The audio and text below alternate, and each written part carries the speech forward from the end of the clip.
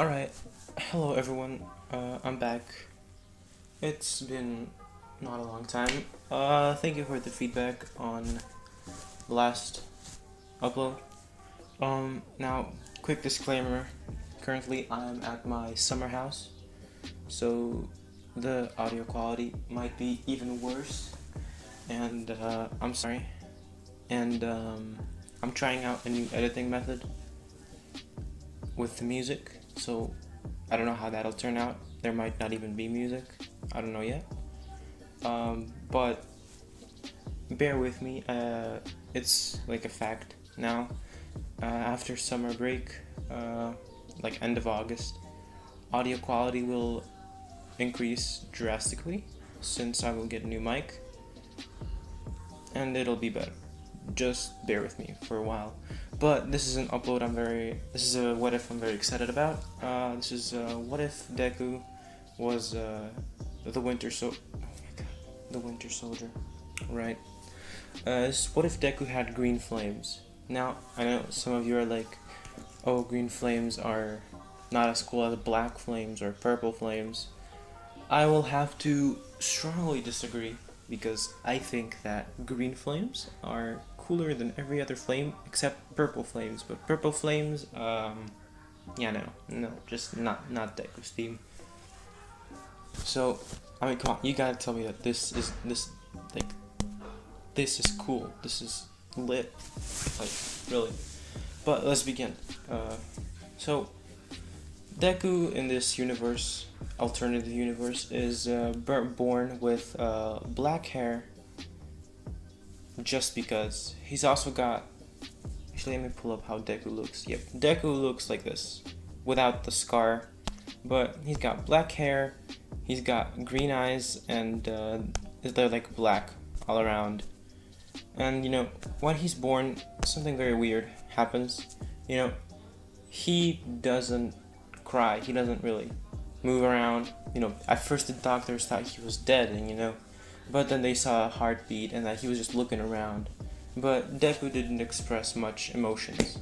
And you know, the doctors did think that was pretty strange, but you know, they just put it aside. You know, maybe you know, they just said whatever, who cares, you know.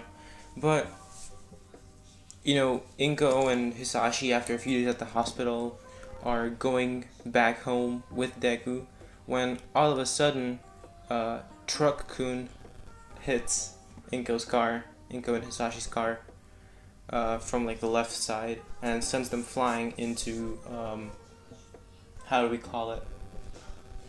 Into the sidewalk, basically. Now, this is not an isekai, no, but Truck-kun is, as always, very kind to make the lives of characters much better.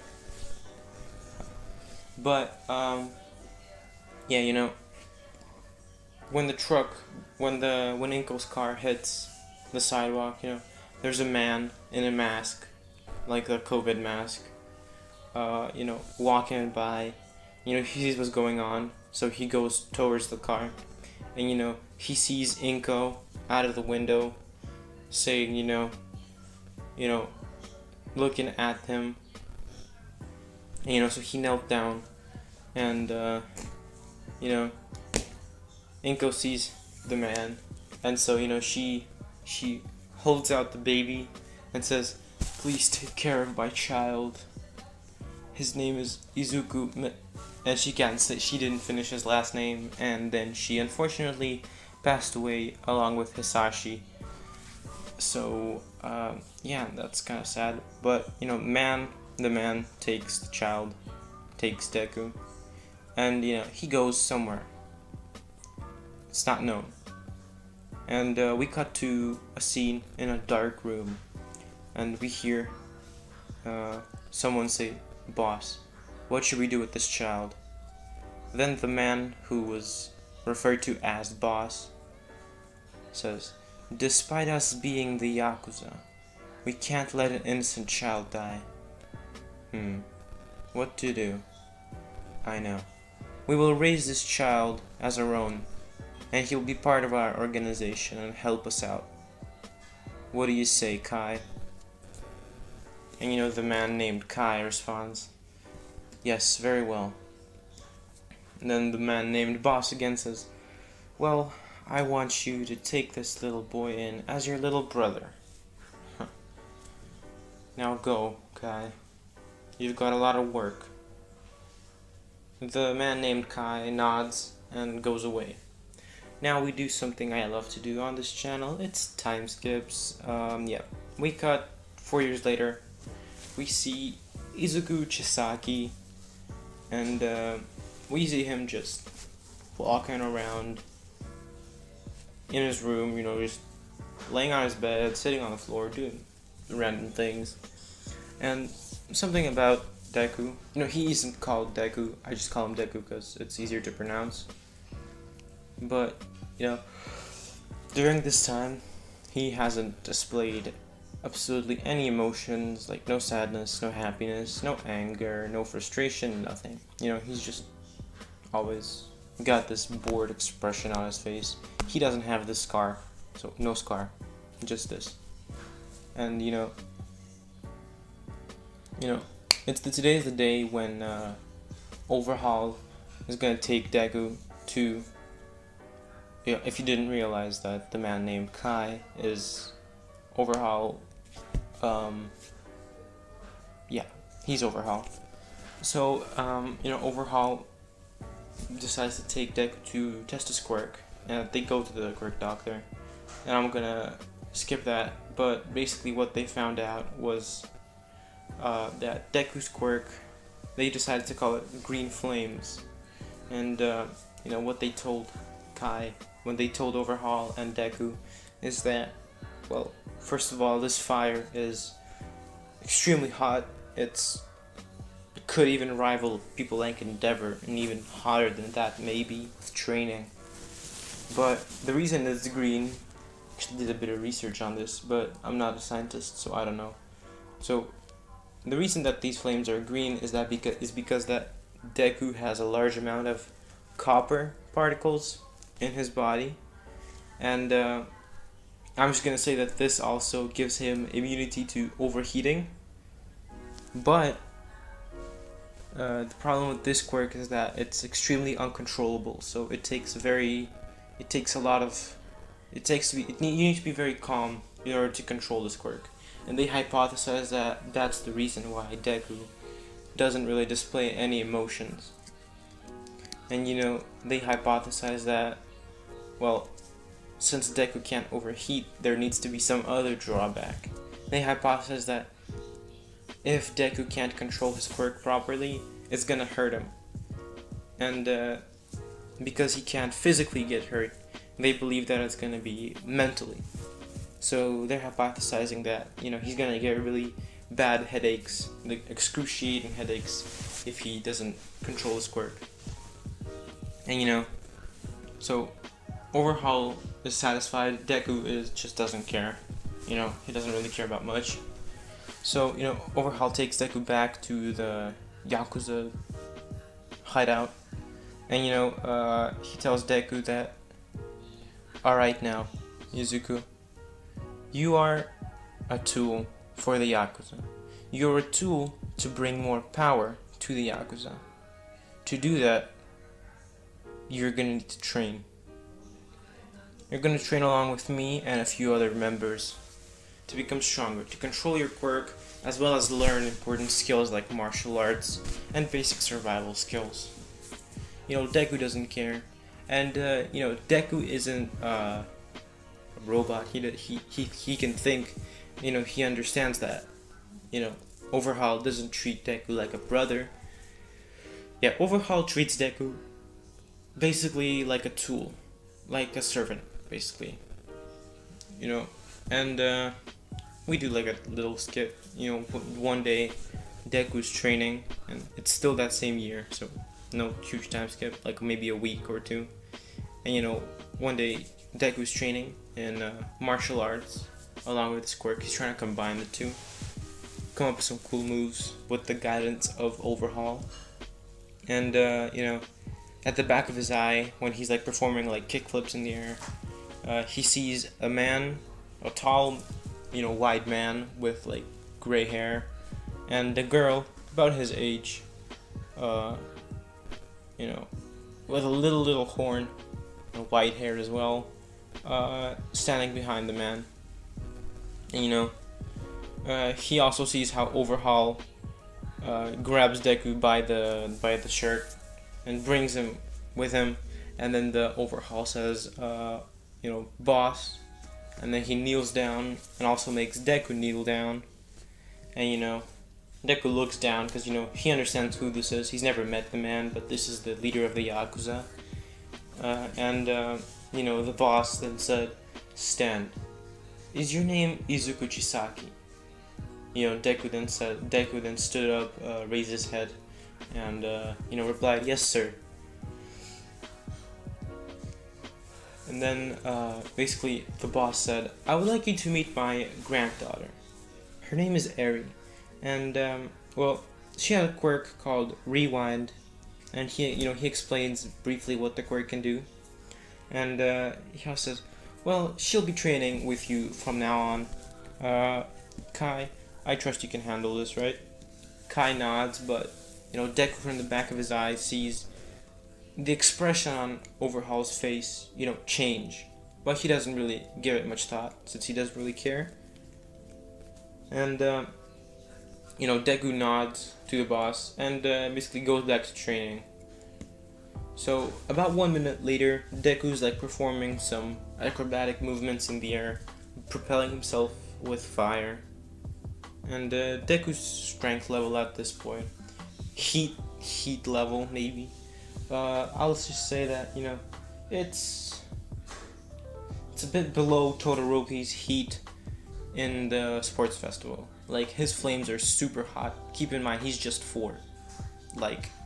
This is maybe 2 weeks after he got his quirk. Imagine what it could do.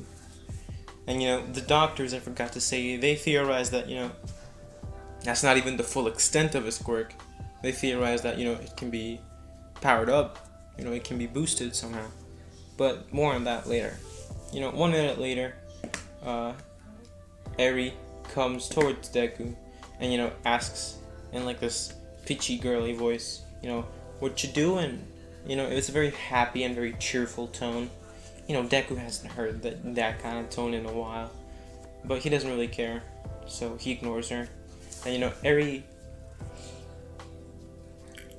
God, I'm sorry for yawning. I'm just tired. Oh God. Well, Arie persists, and she's like, "Come on, what you doing? That's a really cool quirk you got there. Can I train with you?" And so these sorts of questions. So Deku, at one point, when she just says another annoying thing, he just propels himself into the air, does a quadruple backflip, and lands, emitting a giant burst of flames to the right of Arie, almost getting her. And he looks up at Arie, and with this kind of bored look, and he's like, "Alright, since you are persisting, how about you fight me?" And Deku's voice is pretty bored. You can't really tell if it's happy, sad. It's just nothing, basically. Arie gets in a very cheesy fighting stance and says, "Prepare to lose." She runs at Deku very clumsily, ready to punch him, but Deku just quickly blitzes at her and puts a fist straight in her face. He doesn't punch her, but he just puts it in front of her face.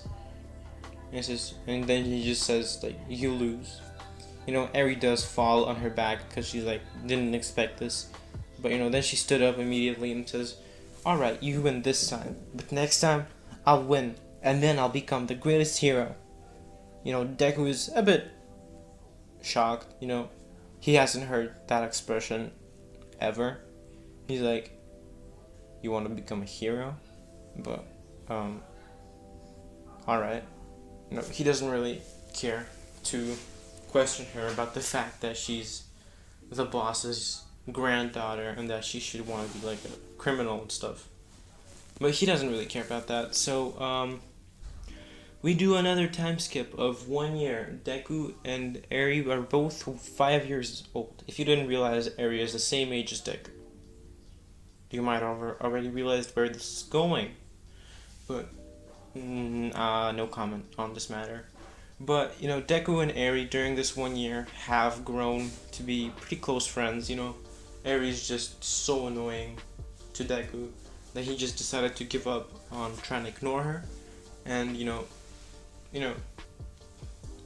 since they became like pretty good friends, he's been a bit happier. He's been smiling there and then, expressing a few emotions, and his quirk did become a lot stronger. Now his flames are like 2 times hotter than Todoroki's during the sports festival. They're not quite near Endeavor level, and they're not really Dobby level yet. Keep in mind the yet. But that's not even close to where Deku's power can be.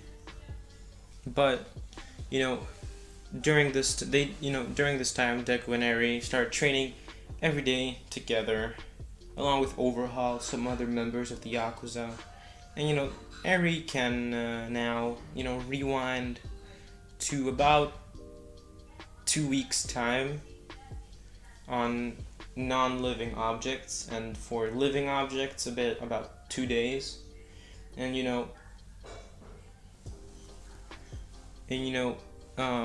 Overhaul and Arie for the past week, I'll say, from this time, have been going somewhere together, and Arie always comes back with bandages on her arms and legs.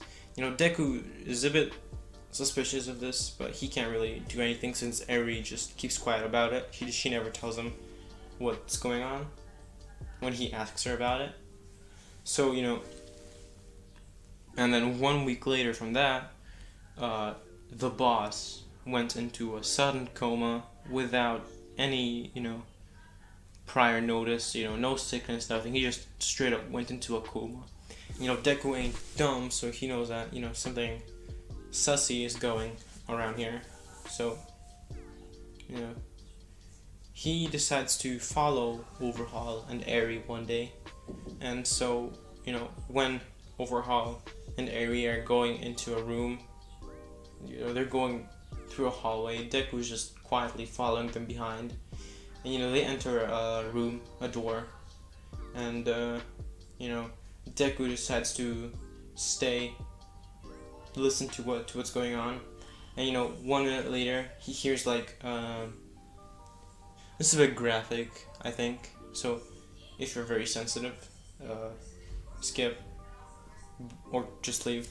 But he hears screams coming out of that room, and Deku's about to burst in through the room to see what's going on, but then Overhaul comes out of the room, and Deku, because of his lightning quick reflexes, manages to hide behind a wall, and Overhaul leaves somewhere, and Deku decides that this is his chance to see what's going on, so he enters the room, and what he sees,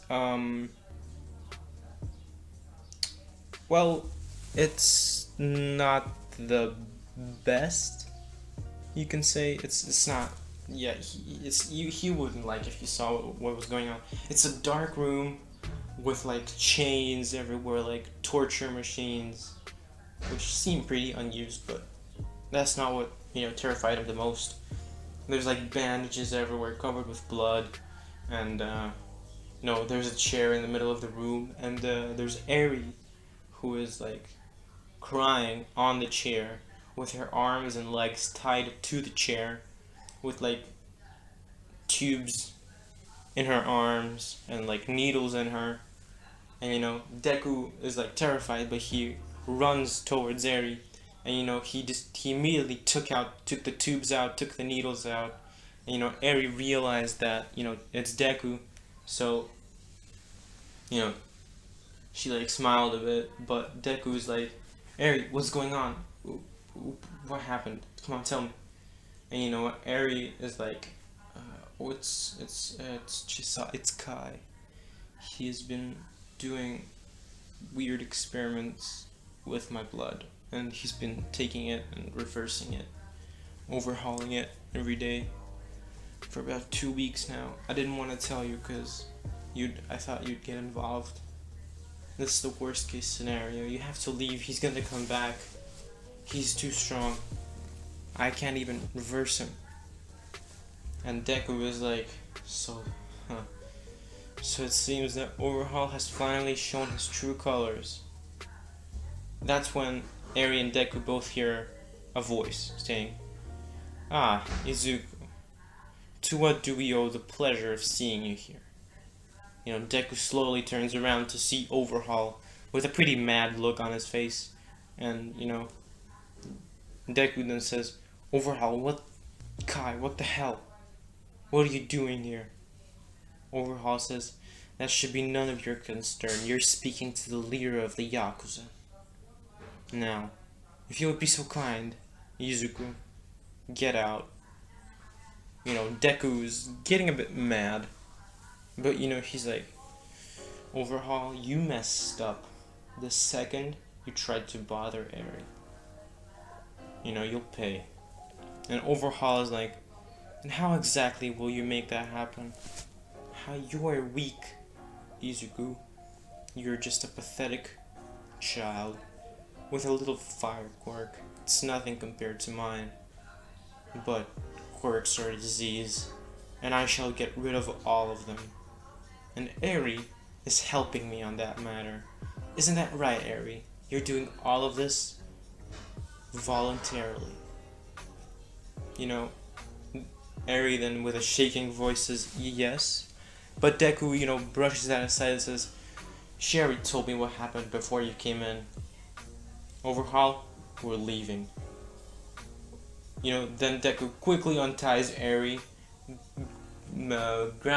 holds her princess bride style kinda. No, actually he puts her on his back, and, you know, starts walking towards the door past Overhaul. If he passed Overhaul, and you know, he was about to get out the door when Overhaul just touched the ground behind him, and that restrained Deku, his legs, and it also blocked the door.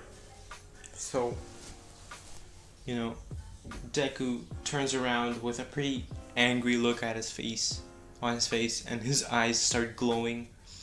And, you know, that's when Deku lets out a giant burst of fire from his left and right hand.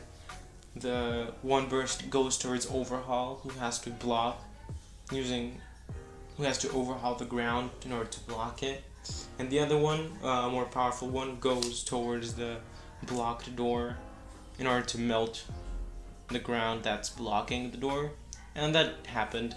So Deku immediately ran out the door, started running across the hallway, sending back bursts of you know, hot green flames. And you know, Overhaul is trying to get, you know, he realized what's happening, so he's chasing after them, blocking the fire, you know. And you know, Deku is almost like halfway through the front door of the hideout. You know, Overhaul is getting more and more mad, and so he sends out like giant spikes towards Deku in order to try to pierce him. And he does manage to pierce Deku's leg, his calf. So Deku like kind of falls in the ground, but, you know, he keeps going forward, like crawling. And, you know, Arie is trying to reverse his wound, and she manages that. She reverses the wound to about 12 seconds back, and you know, Deku's leg is healed, and Overhaul is like, "Arie, you could be using that quirk to help me in my goal of eradicating all quirks. Quirks are just a disease, so why are you going with him? Your quirk is useful to the Yakuza. Come on, do it in the memory of your grandfather." And Arie looks at Overhaul with a very angry look and says, Don't say that, Overhaul. You know exactly what you did to my grandfather, and I'm not ever gonna forgive you. And, that's when Deku pushes Arie, a bit further away from him, stands up, and lets out probably one of the biggest fire bursts he's ever let out. And this kind of fire, well, yeah, this is Endeavor level fire. And Overhaul at this point, he's not as strong as he was in the fight versus Deku and Arie in Canon, so he can't really block that. So Overhaul gets burnt and kind of knocked out. But Deku, since he couldn't control himself at that moment, since he heard what Overhaul did to the boss, he basically is like barely walking. He turns around, grabs Arie's hand, and walks out the front door. And, he starts walking with Arie, holding her hand, like, through the alleyways. And, at one point, he just falls to the ground, unconscious. And, Arie is, like, trying to fix his wounds, trying to rewind them. But these wounds are just too serious for her to rewind. She can't rewind something like this. And Deku's got like burns around his body, and it's pretty serious. Right. Remember when I said that Deku can't get hurt from his quirk physically? Yeah. Mistake in the script. He can. And the reason he passed out is because of the pain and the headaches he gets. He gets headaches, and he also gets burnt like Dabi, but not that serious. Like, it just hurts. Yeah, but he still can't overheat, so he can basically use his quirk infinitely. But at the cost of getting very severe headaches and maybe burning his body. But, yeah. Let's go back to what's going on. So, Deku's passed out, Arie's like crying on the ground next to him, trying to, save him. Because he's like bleeding out. And that's when a man with black hair, long black hair, black suit, and long scarf, jumps down from a building, and goes towards Arie, runs towards Arie, and asks, young lady, what happened to this boy? And Arie is just like trying to not burst into tears. She's like, we got attacked. Please help him. The man decides, of course. Alright, let's get you to a hospital. And, he takes Arie and Deku and goes running towards the hospital. We cut to Overhaul, who just got out the building. And, he like realized that Deku and Arie are gone, and he screamed out in the air saying, "No! I'll get you someday, Arie. You'll help me accomplish my plan, I promise you that. And that brat Izuku, he'll pay. I swear to God, he'll pay." And that is where I'm gonna leave part 1 of this video off.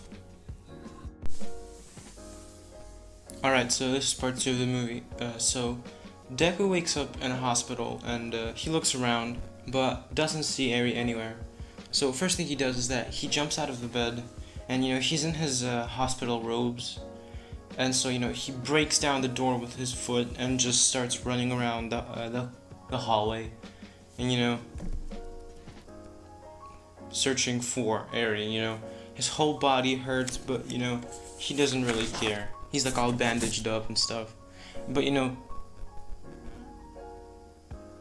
the nurses, what?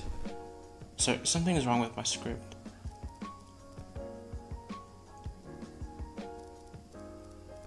Oh, my bad.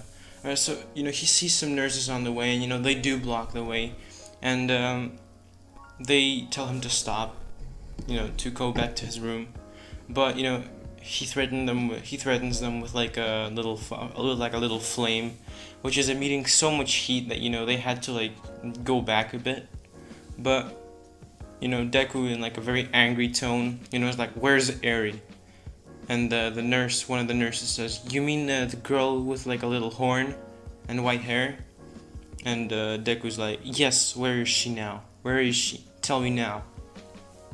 And the nurse says, "We're sorry, but visiting hours are not at the moment. You can come back at a late..." And he doesn't even get to finish the sentence.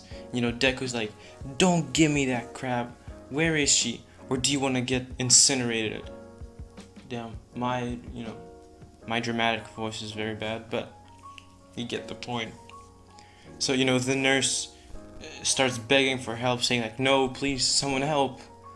And, Deku is like losing his patience, so at one point he's just like, "I've had enough." So he's like already heating up his hand, but that's when someone grabs him by the shoulder and says, "That's enough." And that's when Deku realized he couldn't use his quirk anymore. And, the man who Deku looked around to see is like, "Calm down, kid." Deku then looks at the man, and then he grabs his hands, jumps in the air, turns the hand, and, choke holds Aizawa. Well, you guessed it was Aizawa, but he doesn't know that. Chokes the man. The man falls to the ground, and so Deku's like standing on top of Aizawa, holding his neck, and very angrily he's like, "Where is Arie?"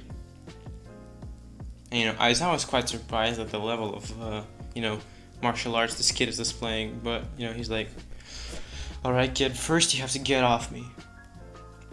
Deku does that, but then Aizawa is like, "Alright, come with me." And so they walk in across the hallways. The nurses are like really scared, but they go into Arie's room. As soon as they enter, Arie immediately runs up to Deku and starts hugging him, saying like, "Izuku, you're alright, thank God." And, in Deku's thoughts, he's thinking like, "I'll protect you, Arie, no matter what, and that's a promise I intend to keep." And this is the first promise Deku has ever made to someone, so it's pretty serious for him. So they're hugging, and Aizawa is like, "I hate to interrupt, but I'll need to ask you a few questions." That's when Deku looks at Aizawa and puts Arie behind his back, and he's like, "Whatever you have to ask, you can ask me." Aizawa just like doesn't care. He's like, "Whatever." So he sits Deku and Arie down, and the first question is, "Where are your parents?" Deku's like, "Well, mine are dead. Mine died like when I was born, and well, I don't know about Arie." Arie's like, "Yeah, they're dead as well." And Deku looks at Arie because he never knew about her parents being dead. So he's like, "Oh, my bad." The second question, Aizawa is like, "So that means, where did you two come from?" And Deku immediately asks, "Well, we came from the Yakuza." And Aizawa is like, "What? The Yakuza? The hell? What are two little kids doing in the Yakuza? And what happened?" Deku then proceeds to tell Aizawa about Overhaul and how Deku is supposedly his older brother, adopted, but how Overhaul performed experiments on Arie to he just performed experiments on Arie, and then Aizawa is like, "But why would he do that? I mean, it's his boss's granddaughter." Deku then says, "Well, he mentioned something about quirk erasing bullets with the help of Arie's quirk." And Aizawa is like, "What's Arie's quirk?" Deku then says, "Well, it's called rewind. It can basically reverse time on an object she touches." And Aizawa's like, That's a very powerful quirk and a very dangerous one. I can see how that could lead to quirk erasing bullets. But why did Overhaul want to create those?" Deku then says, "Well, Overhaul mentioned something about quirks being a disease that needs to be rid of." Aizawa was like, "Oh, I see. So he's gone mad. Well, alright, I see. So you two have nowhere to go." And And Deku says, yeah, we're kinda out of options. So Aizawa was like, well, if you don't have any, I have two for you. The first option is that, my bad, my recording cut out. So Aizawa then says, well, I have two options for you. The first one is that I send you to two orphanages, probably gonna be separate. Well, this won't really give you anything, you'll just have a regular orphan life. Not really anything. The second option is that I make heroes, pro heroes, take you in, so that you learn to control your quirks, since I see they're pretty dangerous, for the betterment of society. And then Deku's like, so you're still saying that we're gonna be separated? And as I was like, yeah, what's the problem? Deku then pulls Aizawa aside and says like, hey, listen here, hero. I promised to protect her. How will I do that if we're separated? Aizawa is like, you're still far too weak to protect anyone. You need to control your flames, and then you can protect everyone, including Arie. And then Deku's like, Deku then chuckles and says, when did I ever say I wanted to protect everyone? I just need to protect Arie. Aizawa is like, a bit shocked, but he's like, what, don't you want to be like a hero? Deku then, laughs and says, hell no. It's far too dangerous. How will I protect Arie if I'm fighting villains all the time? And it's a waste of my time. Aizawa is like, a bit still very shocked at the response. He's like, oh, whatever. Your quirks are still far too dangerous, so you need to train. I'll go call some people who come to mind when I'm thinking of taking you two in. And that's when he leaves the room. And then Deku sits on the bed, and he asks Arie what do you think about this whole situation? And Arie's like, well, Izuku, I haven't told you this, but 1 week before Overhaul started performing experiments on me, my parents were arguing, and I tried to stop them, but I lost control of my quirks, so I reversed them into nothing. That is why I need to learn to control my quirk. Deku then says, I see. And then I'll control my flames and protect you when I'm strong enough. And it's a promise I intend to keep. Arie then smiles at Deku. And Deku does try to crank out a smile. It's not very good, but it's something. And that's when Aizawa walks in and he's like, alright kids, I found two people who could help you out. Arie, the pro hero Night Eye is here to see you. And that's when a man, basically Night Eye, I'm not going to describe Night Eye. That's when Night Eye walks in. And he looks around the room, sees Deku, sees Arie, and then he's talking. And then he says to Arie, he's like, so you must be the girl. Arie then says, yes, hello. Night Eye is like, I'll be taking care of you from now on. I'll help you control your quirk. Tell me, do you want to be the hero? Do you want to be a hero? Arie then says, yeah, I want to be the best one. Better than All Might. Night Eye smiles to himself, saying, well, alright, I'll help you out. That's when Deku pulls Night Eye aside and says, alright, look here, I trust you can protect her. Night Eye then says, yes, but what is it to you? Deku then says, I promised myself I'd protect her when I'm strong enough. She's the only person I have left, so you better do your job. Night Eye then says, you got some balls, kid. Alright, I'll do my best. That's when Night Eye takes Arie by the hand and they leave.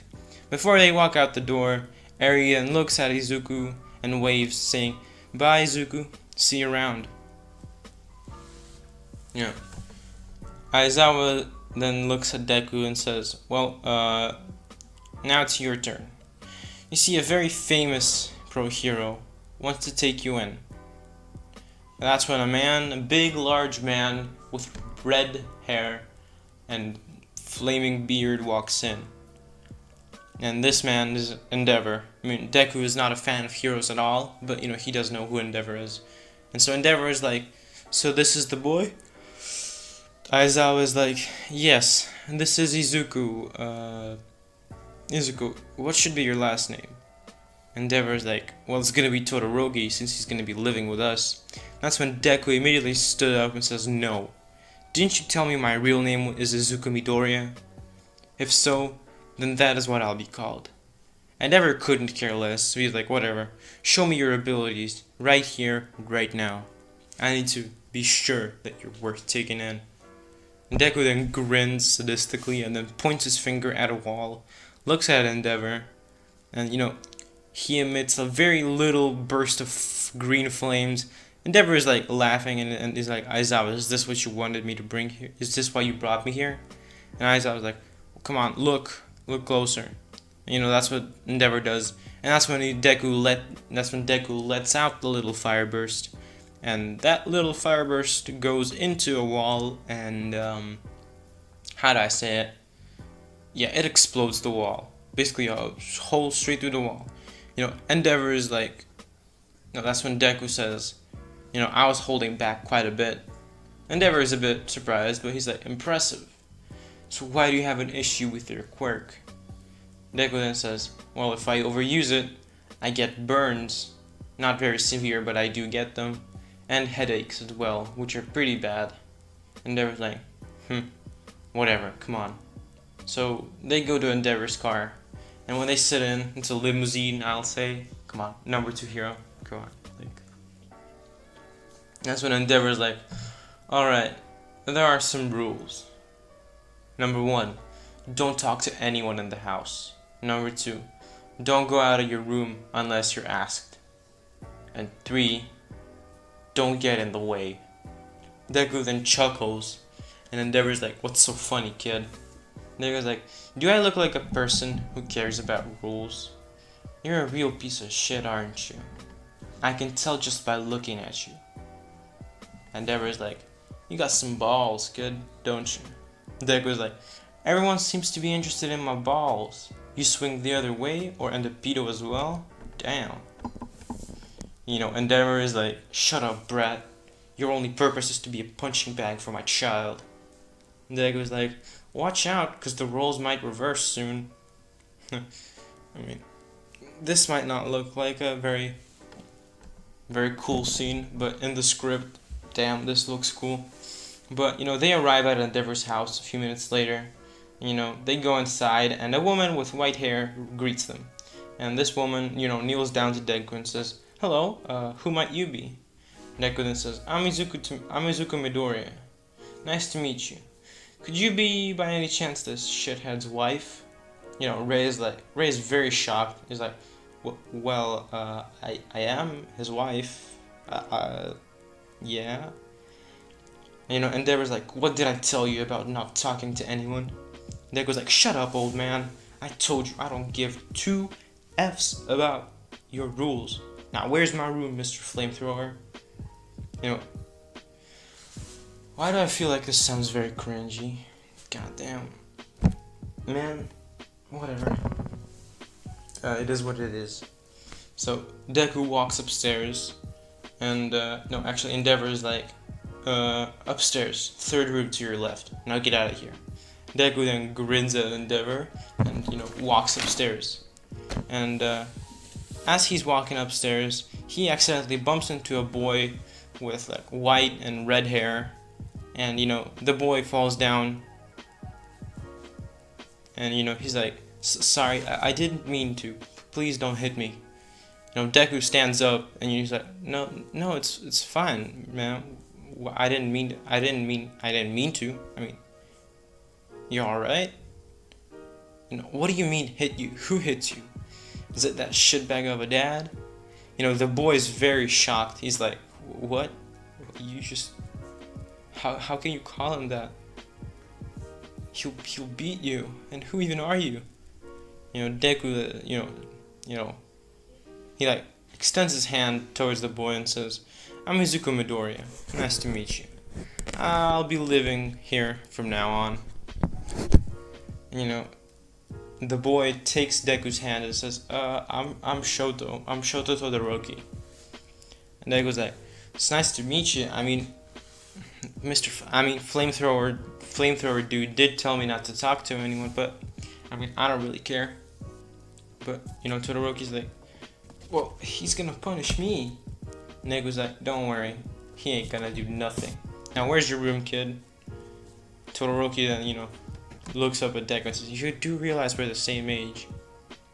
Deku's like, "How'd you know?" Todoroki's like, "Well, we look literally the same height, so whatever. My room's like second to the left." Deku's like, "Mine's third." Nice. And Deku then goes with Todoroki to Todoroki's room. And he leaves Todoroki in his room, goes to his own room. He sees it's like empty and it's like Japanese style. Now, because the Yakuza are like very traditional, I'll just say that he's used to Japanese stuff.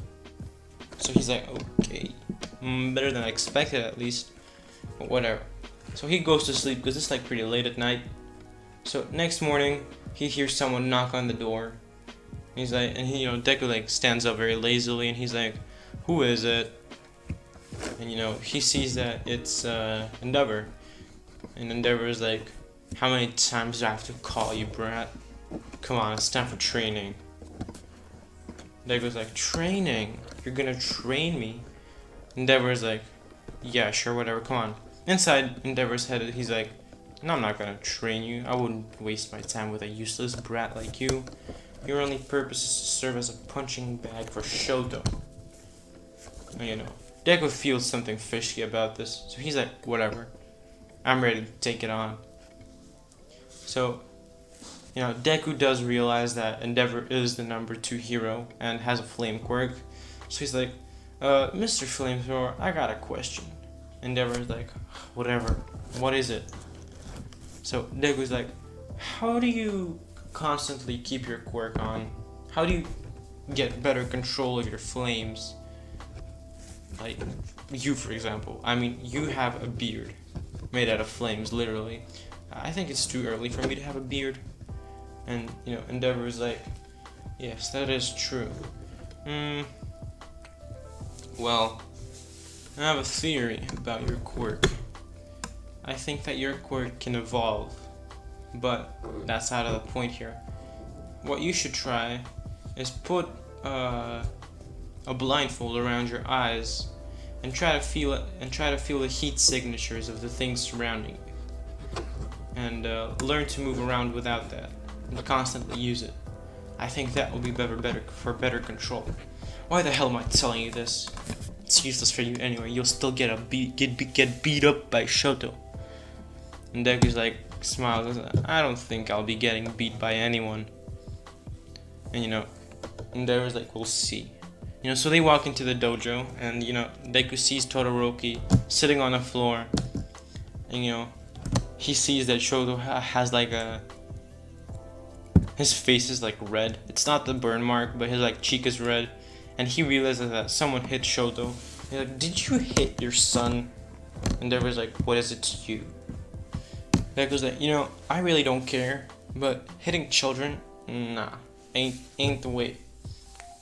So, he immediately jumps into the air, does a roundhouse kick, and sends a giant burst of green flames towards Endeavor.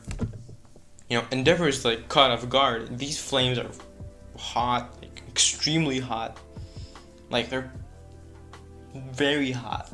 So he's like, "What the hell?"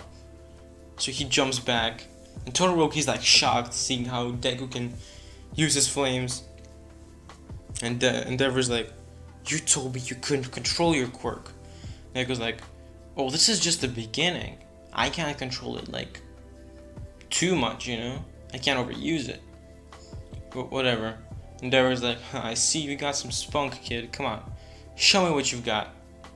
That's when Endeavor runs at Deku to start the attack, and Deku ducks, and then he tries to kick Endeavor's hand away, but Endeavor is super strong, so Endeavor just covers his hand with flames and sends Deku away. Deku does a few backflips in the air, and lands like Spider-Man, and that's when he like lets out a giant burst of flames from his eyes. Actually, it's not lasers, it's eyes. There's a hint. And Endeavor's like, "What? You can emit flames from your eyes? Damn." Whatever. And so,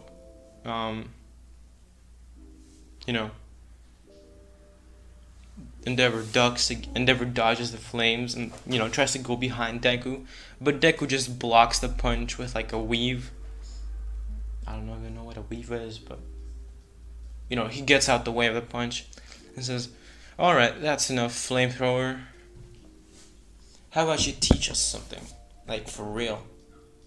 Endeavor is like, "This kid, the hell's wrong with him? He has no fear at all. Damn. I heard he was raised by the Yakuza. That might be the reason. But whatever." And, you know, Endeavor decides to actually teach them something. And, you know, he gives Shoto a few pointers. He gives Deku a few pointers on how to control his flames. And, you know, Deku saw that Todoroki didn't want to use his flames. And he's like, "Hey, don't you have like a half and half quirk?" Todoroki's like, "Yeah, but I only use my ice." And Deku's like, "Well, why is that?" And Todoroki's like, I don't want to use this quirk." Deku's like, when he hears this, he like starts laughing profusely. And then Todoroki just like, he doesn't understand what's going on. He's like, "Why are you laughing?" And so Deku's like, that's probably the dumbest thing I've heard ever. What do you mean his quirk? It's yours, man. Come on. You gotta think straight, bro. Like, don't do this to yourself. You're limiting yourself to like 50% of your own power. Like, that's not the way. I mean, it would be cool if you just beat him with your ice, but imagine you can beat him with flames and ice. Like, you beat him with something else as well as his own element. Come on. That's like insane. So use your quirk, man. Come on. Your ice is just too weak by itself, but with fire, you are unbeatable. Well, not for me, but whatever. Todoroki then thinks about it and then smiles, saying, "We'll see about you being unbeatable, but I'll definitely try using them." Now he was like, "Huh, thanks." And that's when he puts on a little blindfold. It's this blindfold. And, you know, it's a blindfold that Endeavor brought him, because, you know, it's for his training. And so Degu's like, alright, try to sense the heat signatures. So he focuses, and, you know, he doesn't succeed at first, but he manages. He, like, senses something after, like, 20 minutes of trying. He's like, "Okay, I can see something." And he tries to focus a bit more. And he sees everything a lot more clearly now. So he can see Shoto's heat signature, and he can see, like, Endeavor's heat signature. And he's like, "Damn, okay. Well, I can see stuff. Alright. Now I just have to get used to this." Endeavor is like, "Impressive.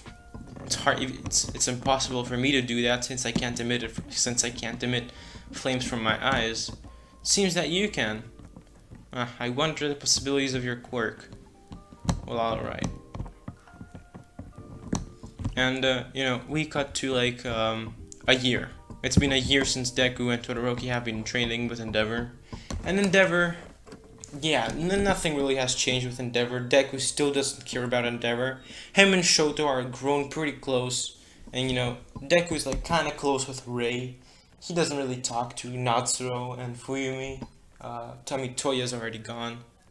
And, you know, one day Deku is like, it's like night, and, you know, Deku's like walking down the stairs, and he sees screams in the kitchen. You know, he runs immediately and sees Ray about to pour something on Todoroki's face. You know, that's when he immediately, you know, boosts himself forward with fire, and he stops Ray's hand, and he's like, "Ray, I know this is hard for you, but I don't think you want to do this to your own son, don't you?" And then Ray realizes what she's doing. You know, she falls to her knees and starts crying. And, you know, Todoroki and Deku, you know, they calm her down. That's when Endeavor comes in, and he's like, "What the hell's going on?" And Deku then looks at Endeavor with a very mad look on his face, and he's like, "You, get out."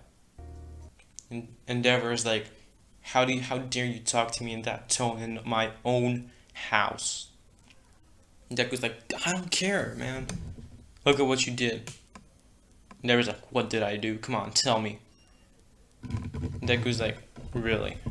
You drove your wife insane. Come on, man." the hell?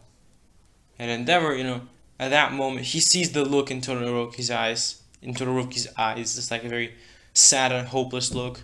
That look in Deku's face, that very angry, mad look. That look in Rei's face, she's looking at him in fear. And, he realizes that, like, what the hell am I doing, man? I don't want this. So, he immediately runs to Rei and, holds her close, hugs her and says, "It's alright, I'm sorry." Rei pushes him away to get away from me, please. I didn't do anything wrong. And Endeavor's like shocked. He's like, "You didn't do anything wrong, what?" And Deku's like, "Yeah, this is what you've done. I have to fix this somehow." And I'm not gonna go into the way that they calmed Rei down. I'll just say that Endeavor went away, and she didn't end up in the mental hospital this time, but she does have her own section of the house. And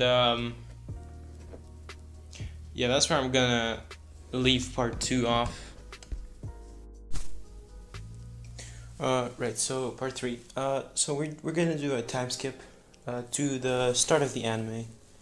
And during this time, Deku and Todoroki have become like pretty much like brothers, like inseparable.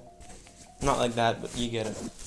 But they're going back from school, and Todoroki is like, "Yes, hey Izuku, so why didn't you wanna become a hero? I mean, you never talked about it, but I just always thought that you wanted to just cause And Deku responds saying that it's dangerous, and I need to protect someone, and if I'm fighting villains and doing hero work, how am I gonna do that? Todoroki's like, "Oh, you're talking about that girl you always tell me about? You should ask her out. And what if she wants to be a hero? Did you ever think about that?" Deku's like, "Oh, damn. Actually didn't think of that, but as a matter of fact, I can actually go ask someone. I can actually go ask her." And Todoroki is like, okay. Sudden boost of confidence, I guess, but okay. How are you gonna get there? Deku's like, I just need to get on the bus. And so they say goodbye, and Deku gets on the bus and goes to the city where Night Eye's agency is. Like, I don't know where it is. I don't think it's Hosu City. Like, yeah, I don't think that's it. Maybe it is? Or maybe it's not. I actually have no idea, but yeah. So he goes to that city, and he's walking around the streets, and he's wearing like the school uniform Deku wore in Canon. And just saying that, like, right now Deku looks like exactly in the picture, and the scar is also there. Like, if you didn't know that that's a scar, I'm just gonna say that he got that scar while training. Yeah, you'll learn more about that later. But yeah, but he's walking around in like Deku's Canon school uniform, but he's just much taller and built different, I guess. And he's also wearing this headband all the time, 24/7. Since he's constantly using his quirk to control it. And everybody's like looking around and like pretty weirdly, but nobody really cares. But Deku arrives at the agency, and you might ask, how does he know where the agency is? I mean, yeah, sure, he can sense heat signatures of people, but I'm gonna tell you this: Deku is so good at sensing heat. He can sense the wind, the people through the wall. He basically has X-ray vision. He has like somewhat of a foresight ability. Man, he can see everything. Just imagine he just sees it in like the heat colors. Like, he can see the text on the walls. He can see the textures. Like, literally everything. I'm not good enough at science to explain you this, but just imagine. And so, he can see stuff at about like 95% of the detail. But he goes to Night-Eye's agency, and Night-Eye's agency, and he enters the building, and Bubble Girl treats him like, "Hello, how may I help you?" And Deku's like, "I'm looking for Arie." And Bubble Girl's like, "Who are you, and how do you know her?" Deku's like, "I'm an old friend, so where is she?" Bubble Girl says that, she isn't here yet. And Deku is like, "Okay, so where's Nade?" Bubble Girl is like, "Upstairs, second room to your left." And so, he goes upstairs, and before I go any further, you might be wondering what happened with the Sludgeville incident. Now, what happened with the Sludgeville incident is that it happened to someone else. To whom it happened, we'll keep that for a later time. It's pretty important to the storyline, but not that important. It's just why would I write that in my script, But let's continue. So he goes to the room, and Night Eye's point of view, somebody just kicks his door open without knocking, and he sees this dude with a face mask just looking at him. And Night Eye's like immediately like jumped up and was like, "Who are you?" Nick was like, "Mizuku Midoriya. I got a question." And Night Eye, you might ask, he's a hero. Night Eye is a hero. Why isn't he attacking? Deku might be a villain. He looks like a villain. I'm just gonna say Night Eye saw this happening. Like, I think he needs to touch someone in order to see it, but I'm just gonna say that Night Eye already knew that Deku was coming somehow, But Night Eye's like, then go ahead, ask your question. Deku's like, does Arie still want to become a hero? And Night Eye's like, why do you want to know that? Deku's like, there's a promise I still intend to keep. Night Eye smiled. Night Eye, grins kind of. And he's like, I see. Well, yeah, she's gonna go to UA. She's gonna take the entrance exam in 10 months. And Deku's like, okay, bye. And he just leaves. And Night Eye's like, this boy, he really does not care. Like, damn. Well, alright. But we go back to Endeavor's house, and we're just gonna call it home. And so Deku, he enters the door, takes his shoes off, la la la, and he's like, I'm home. And he's Endeavor in a kitchen robe come in to the room, and he's like, "Oh, Izuku, you're just in time for lunch." And Deku's like, "Alright, Dad, I'm coming." You might be wondering, what the hell? Why isn't Deku being rude to Endeavor and all that? I'll explain later. But at the table, the whole family is there, except for Todoroki, of course. But Rei is there, Fuyumi and Natsuo are there, and Shoto is there, Endeavor is there, even Deku is there. They're all having fun talking, and Deku is talking to Fuyumi, to Natsuo, to Shoto, to Rei, and everyone's talking with each other. There is no hostility whatsoever. You might be wondering why that is. Well, I'll tell you. Right after, what happened to Rei in part 2, at the end of part 2, Endeavor realized that what he's doing is wrong. That he didn't realize it immediately, but the look that Deku gave him, it kind of creeped him out, haunted him a bit. So he like, what the hell have I done? And he understands that what he did is wrong. So for about like a year or two, he tried to make amends with Rei, and in the end he succeeded. He made up with the rest of his family, and they're all happy now.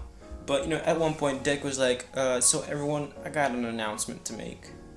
And everyone is looking at him, and he's like, yeah, I'm going to UA. And Endeavor was casually just eating his food, but then when he hears that, he just spits it out like, what? So you want to become a hero? And Deku was like, no, not really, but there's just someone I need to protect. And Endeavor is like, well, alright, I won't ask too many questions, but if you plan to become a hero with Shoto, it's time for some serious training. From what I know, UA starts in 10 months, and it's time for you to begin the training. So, that's how the training begins. Now, let's just talk about Deku's abilities before the 10 months training. So before 10 months training, his flames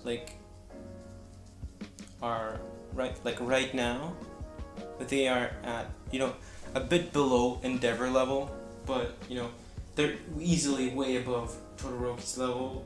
Like Todoroki is just no match to Deku in any area. Like Todoroki is much stronger than Canon. Like he can use both sides without any problem. But Todoroki is just not strong enough. Like Deku's flames are hotter than his, and they're so hot that they can just easily melt through any amount of ice. And Deku can't overheat now. Like literally, he cannot overheat anymore. Like he has such good control of his quirk that he can, it's just impossible to overheat. So Deku can use his quirk without any drawbacks. It's just if he uses it for extremely too long, like imagine 24 hours non-stop emitting nuclear bombs, amounts of heat, he'll get a light headache. That's how good Deku is. And his martial arts skills are just insane. I don't think there's a way to rank martial arts skills in in My Hero Academia, but I think Aizawa is super good at martial arts.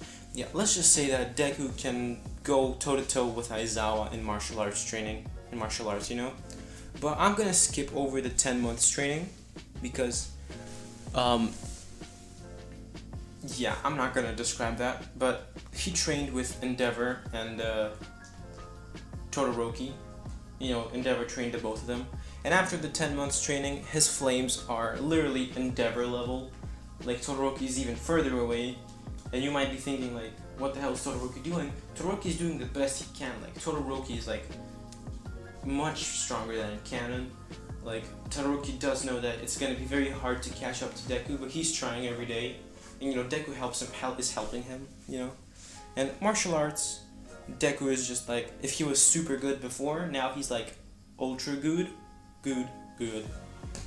Damn, my accent. But something else, Deku can perform literally any of Endeavor's super moves. And I'm not gonna go into all the super moves, but there's Flash Fire Fist. I'm looking at the list right now, so he can perform Flash Fire Fist. He can perform this Karmic Rays, Hellfire Storm, Raging Assault, Hell Minefield, Vanishing Fist. What is Vanishing Fist? Right, so it's a pretty powerful technique. He can use Prominence Burn, and he can also use Ignited Arrow. Yeah. He's overpowered. Super dope. This is just incredible. He can also create damn. Deku's just a beast. He can these are the flames he emits. He can go cover himself fully with flames. This not yet, but basically he can. Imagine this. I think this is a pretty cool photo, and you might be wondering how I get these photos. I was gonna say that there's this app called Color Changer, color replacement tool. I use that so I can just type in the colors I want to change, because before this image had orange and red and white, and I changed all those for green. Now it looks sick, and I did that for all of these. Yeah, but more on that later. But basically Deku is super overpowered, and you might be wondering what's All Might doing? Where the hell is All Might? Are you gonna give Deku one for all? What's going on? The answer is simply no. I am not giving Deku one for all, because if I do, no. Just no. There's no reason, just no. But someone important is getting one for all, and it's gonna be very important in the storyline. So just keep in mind that All Might did train someone. We don't know who yet, but he did train someone who's gonna be very relevant. And it's not Miria, and it's not Kirishima, and it's not Bakugo. But yeah, the 10 months ended, and it's time to go to UA. And Deku decides not to take the recommendation exam. He decides to take the regular entrance exam. And he walks in the building, and everyone's like looking at him pretty weirdly. Cause let's say, what is Deku wearing? Deku's wearing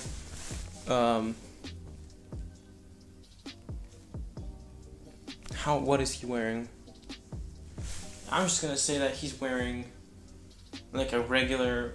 Goddamn. Should he be drippy? Like, should I give him like Supreme drip, like Louis drip? Nah. I'm just gonna say that he's wearing like a regular shirt, some jeans. Actually, no. He's wearing a white hoodie, some black pants, some black shoes, and he's also wearing his little face mask. Yep, that's what he's wearing. Super drippy. Not super drippy, but it looks good. But everyone's like looking at him like, why does this guy have like a face mask on? Is he like sleepwalking? But Deku does not give two frigs. So he just went into the thing, and the written exam got announced, and Deku just quickly finished that because my boy Deku did not get dumber, he got smarter. So this time Deku got like 101%. No, just 100%. Like, literally. Like, even Nezu was like, yo, this kid. And Deku did that in like a span of 15 minutes when they had like an hour. So, he finished the test, gave it to President Mike, who was looking at him quite shocked. But Deku went back and just, kind of dazed off. I don't know how to say it. He fell asleep kind of. And, he woke up when somebody, like, mentioned when somebody, like, started speaking loudly.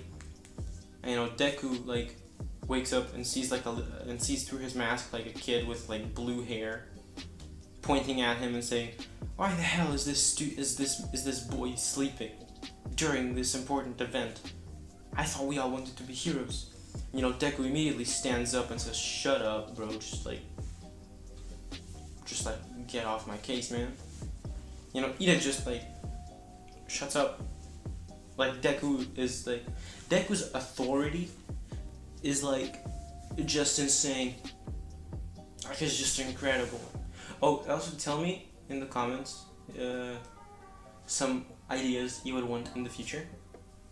And keep forgetting this, man. Join the Discord server. I might not be active, but we got some pretty cool stuff there. Just do it, Not much to lose. Damn, shameless plugs are my thing, right? But, Deku sits back down, and President Mike's like, thank you, student, whatever number he gave him. But he finishes explaining the 0-pointer, and Deku understood what the exam meant like immediately. So he goes to the arena he's assigned to, and he sees he doesn't see the blue-haired kid anywhere, but he sees like a blonde spiky-haired kid, like screaming at someone, and he sees a few other people, like a red-haired dude, stuff like that. But he just chills, and everyone's like looking at him pretty weirdly, like, is this guy gonna take off his mask? But an announcer comes. I'll just say it's President Mike again. But President Mike comes and says like, alright everyone, and the gates start opening, and Deku like immediately just blitz there, boosting himself with fire. Like, yeah, he can even do that. He can like literally fly, boost himself. Basically, he's super fast, super strong, everything. So he just starts flying towards the robots and just starts literally. Yeah, man, I'm just gonna say that.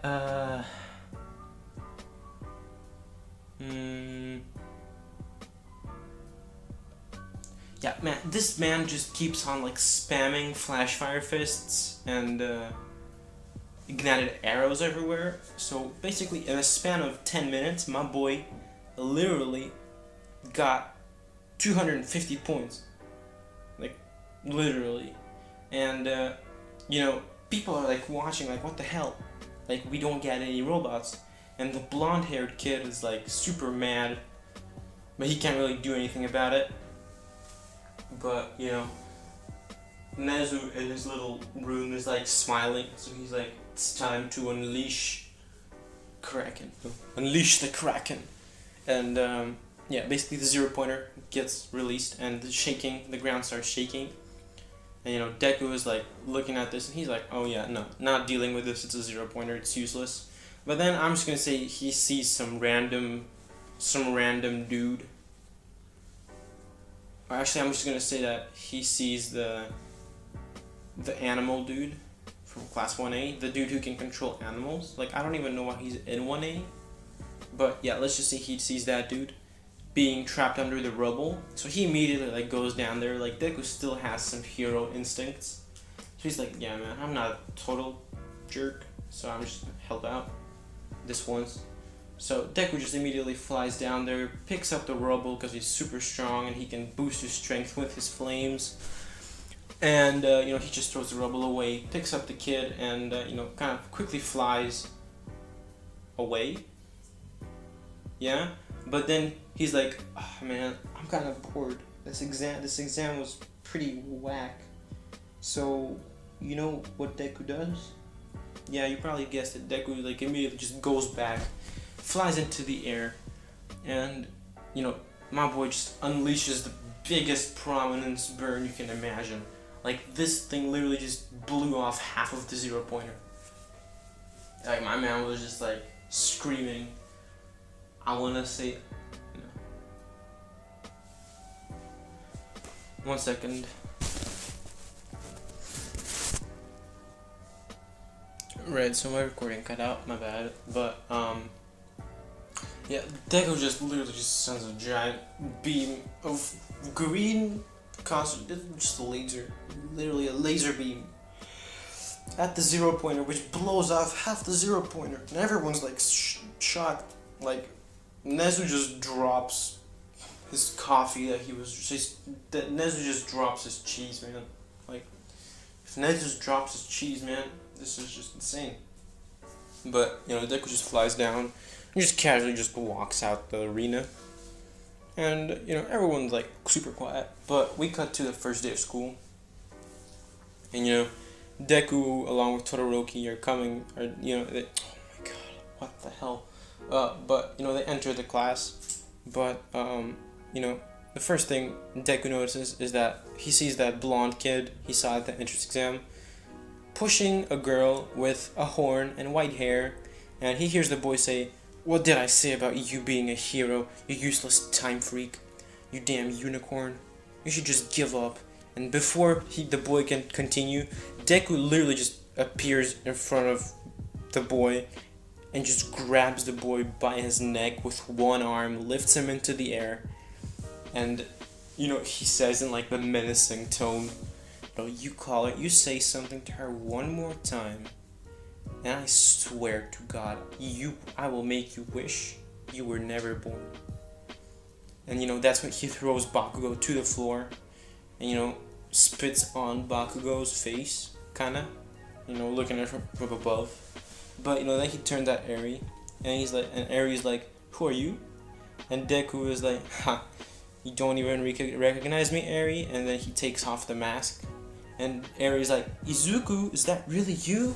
Wow, you've grown, but why are you here? Didn't you say you didn't want to be a hero?" And Deku then smiles at Arie, and, you know, he says, you know, "I'm here to keep a promise, and, you know, so why was this kid picking on you?" And Arie's like, "Well, we went to the same school. His name is Bakugo, but, you know, he doesn't really like me for some reason, but I don't really care, it's fine." But Deku's like, "Oh well, if he bothers you one more time, I'll literally kill him." And then he looks at Bakugo, who's like literally scared. And after Deku looks at Bakugo the second time, Bakugo literally shits himself. Like, it's not even funny. But that's when Aizawa appears and he's like, "Alright, everyone, it took you 8 minutes to shut up. Alright, take your uniforms and let's go." And so, if you might be wondering how Arie looks like, man, come on, like, god damn, son, what the hell? But yeah, basically they take the uniforms and they go into the dressing room, and Bakugo is like walking like super scared. He's like shivering. You know, Kirishima comes to Bakugo and says like, "Hey man, you good?" And Bakugo's like, "Yeah, I'm fine. Get away from me. I'll kill you." Kirishima's like, "Okay, whatever, dude." And he goes to talk with Denki, and then the two go talk to someone else, and then the two go talk with I'll say, yeah, they just go talk with Deku because they saw what he did, and you know, Kirishima's like, "Hey man, what you did back there in class was like super manly." And Deku looks at Kirishima. He's like, thanks, I guess. And then Kirishima's like, "Bro, how do you see, man? Are you like blind? You got like a vision quirk?" And Deku's like, "No. Think of it as something like X-ray vision." And Kirishima's like, "Is that your quirk? Damn, that's super cool. You can like peek on women." That's what Mineta says. And Deku's like, "Yeah, that's not what I use this for. And that's not my quirk. My quirk is something much better." But yeah. So they enter the dressing room, and you know, Deku takes off his shirts and everything. And you know, he is ripped. Super ripped. Intensely ripped. 8-pack. He's got the biceps, you know, he's got everything. And, you know, this time, I'll just say that Mineta didn't see the peek hole, but someone in the girls' dressing room did. This time, this was Jiro. And Jiro was, like, looking through the peephole and also listening, and she sees, like, Deku and everyone else, and she's like, "Hey, everyone, hey, girls, come look at this guy. Look at him." And, you know, they all look, and then it's Arie's turn, and Arie looks at Deku, and Arie just... You know Kushina's hair? Well, that's the color of Arie's face, basically. Yeah, everyone sees that, so they all grin and they're like, "Ah, I see. Alright." But, you know, they all go outside, and, you know, Aizawa's like, "Alright, we're gonna do a quirk apprehension test. First, Izuku Midoriya. Come on, you got first place." And Bakugo's like, "What? He got first place?" And Deku looks at Bakugo with like a menacing look, and Bakugo just shuts up and like jumps back and says, "I'm sorry." And you know, Deku just grins as whatever. And so he takes the ball and says, what should I do with it?" And Aizawa's like, "Throw it. Using your quirk. Give it all you've got. If you don't give it your 100, if you don't give it 100%, you're expelled." And Deku's like, "Alright." So he takes the ball, just cocks his hand backward, and it literally just creates like a mini prominence burn in his hand that just sends the ball flying. Like this man's like does not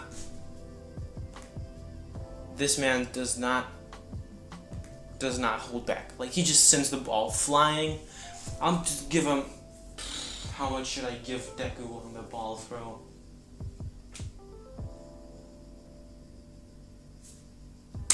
Whatever, 50,000 meters. Yep. And you know, everyone's like looking at the number, just going and going and going until it reaches 50,000. And everyone just looks at Deku. Even Aizawa is like shocked. He's like, "What the hell? What?" And Kirishima's like, "Dude, that's super cool. So your quirk is like lasers?" And Deku's like, "No, man, it's flames. It's green flames. Come on." And Kirishima's like, "Oh, okay."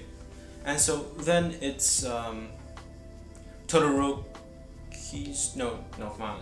Todoroki's the recommendations. But Todoroki's like, he's like super proud of his brother, but he's like a bit jealous, you know, because that's just insane. But not jealous in the bad way. Jealous in the way, "I'm gonna try to beat you, brother." But then the other people go, and it's now Arie's, and it's like Bakugo's turn, and Bakugo gets a bit below Canon. I'll say he gets like 500 meters. He's like looking at himself. He's like standing there proudly, and Deku's like, "Is that all? Explosions? And that's all? Damn, you're really weak, man." And Bakugo like looks at Deku with an angry face, but then Deku gives him that look, I'm just gonna call it that look, and Bakugo immediately starts shivering and just shuts up. He didn't even say anything, he shut up, man. But now it's Arie's turn, and Deku's like, let's see, let me see how Arie does. I mean, she has a rewind quirk. Wonder how she'll throw the ball that far. But that's when Arie just pulls her hand forward, backward, and just throws the ball. That's sending like some shockwaves into the air, and she gets 700 meters. And Deku's like, what? What? But then he looks at Arie, and then he sees her hand, and then he sees her finger, and he's like, why is it broken? And I know most of you are like, I see what you did there. I understand. But if you don't know, you'll find out later. But Deku is like, she couldn't do that before. It's very weird. I'll ask her about it later.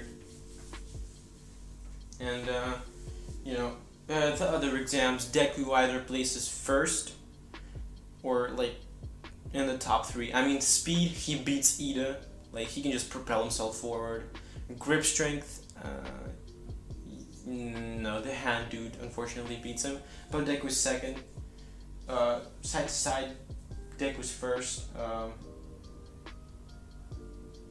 Like, yeah, you get it. Like, Deku's just incredibly super mad strong. Damn, goddamn. Like, that's just crazy. But, the day's over, and they all heading out the classroom, and that's when Deku, stops Arie, and he's like, hey, Arie, do you want to go for a walk? I mean, I haven't seen you in, like, how many years, and, maybe catch up. And Arie's like, yeah, sure, why not? So they go on a walk. Todoroki was watching this, and he's like, that's my brother. I mean, I'm proud of you, bro. Man. And he's like tearing up a bit. But Deku and Arie are walking, talking about like how they've been. Arie tells Deku about how Night Eye has been very harsh on her, but she understands because Night Eye just wants the best for her, and she views Night Eye as like a father figure. And she said that she met Mirio, and that Mirio is super nice, and she says that everyone at the agency is super nice with her. And, Deku tells her about his life, and that he, like, at first he didn't like Endeavor and the whole Todoroki household, but in time he got used to it, and now he's, like brothers with Todoroki, and Endeavor is, like, his father figure, somewhat, not really. But then Deku's like, so, Arie, do you want to explain to me how you managed to get 700 meters on a ball throw with a quirk that rewinds time, if you could? And Arie is like getting, like, like obviously nervous. She's like, biting her nails, and Deku's like, he sees this, he understands that something is going on, but she's like, oh yeah, well, I found a way to do it with my quirk, and Deku's like, he's like, oh, I understand. But in reality, he's like, yeah, she's definitely lying. Yeah, I'm gonna need to find out. Okay. Well, whatever. And, they continue walking, and at the end of the day, Deku and Arie, they say goodbye to each other, and they all go home. And, Deku's very happy that, he got to see his friend again. Or maybe more than friends. You never know. But he goes back home, and Todoroki's like waiting for him, and he's like, Todoroki, what are you doing? Shoto, what are you doing here? And Todoroki's like, so, how'd your little date go? And Deku, he got that the slightest blush. The slightest blush. He's like, date? That wasn't a date, man. Come on, let's go. And a few days pass by, and now it's time for the battle trial. That's when All Might kicks in the door. He's like coming through the door like a normal person, and Deku is like not excited about All Might, since Endeavor really doesn't want to be the number one anymore. He realized that his family is much more important than being the number one. Endeavor still tries really hard, but now he's like a true hero that values everything around him. But, and Deku doesn't really care about All Might. He's not a fan. Like, he thinks that All Might is just too hero. You know, All Might causes too much collateral damage and is not smart, like, not at all. But, you know, he's watching very carefully around him because he thinks that something's gonna happen.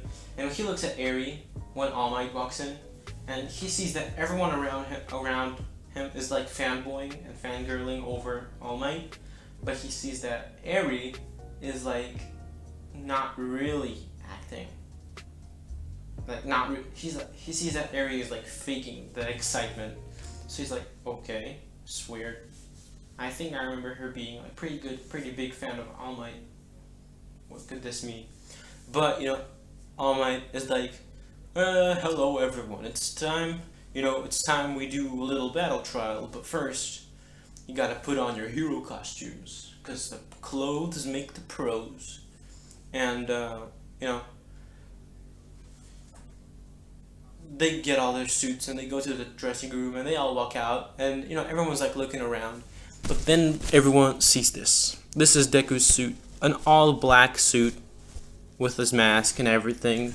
This is like cool. This is just insanely cool. Like, this is his suit. And everyone's like looking at Deku and they're like, bro, you look like a ninja. And Deku's like, yeah, thanks, I guess. Yeah, man, it looks cool. And Kirishima's like, yeah, bro, super manly, man. And Deku looks at Kirishima's suit and he's like, hey, man, that suit of yours is pretty nice, but how about you put on some muscle? I can help you with that. Kirishima's like, wait, really? You can help me out with my muscle training? I've never been able to train that hard because, I don't know, just never been able to. And Nego's like, come on, excuses. We'll train after school. Shoto will help me, right? And, Todoroki's like, yeah, whatever. And, the teams got announced, and, the teams are Deku and Ida. No, Deku and Ida as the villains versus Arie. Versus Arie and who should I put in there? Yeah, versus Arie and Todoroki. Versus Arie and Bakugo. Yeah. I mean, when Deku hears that match, he's like, hey, All Might, can you change the matchup with Arie and Bakugo? And All Might's like, no, I'm sorry, young man, but unfortunately, this was a lucky draw. So, Bakugo is like thinking to himself, god damn it, I'm with this useless unicorn. I'm gonna show that kid with the flames, he's nothing. So, yeah, basically, Ida and Deku go into like the building, and Ida's like, so I guess we're gonna be partners for this. And Deku's like, yeah, man. And Ida's like, how would villains act? And Deku's like, I don't know, but I don't know. I guess just evil. But we're gonna hide the bomb, man. So they hide the bomb somewhere, and they look at the cameras and say that they're good to go. So Deku and Arie get in the building, and Deku immediately sees through all the walls. He sees them, and he immediately sees Bakugo and Arie arguing. More of like Bakugo arguing with Arie, and Arie just standing there. Deku's like super angry, but what basically Bakugo is saying to Arie is that, just don't get in the way. You're just useless. And Arie's like, whatever, man.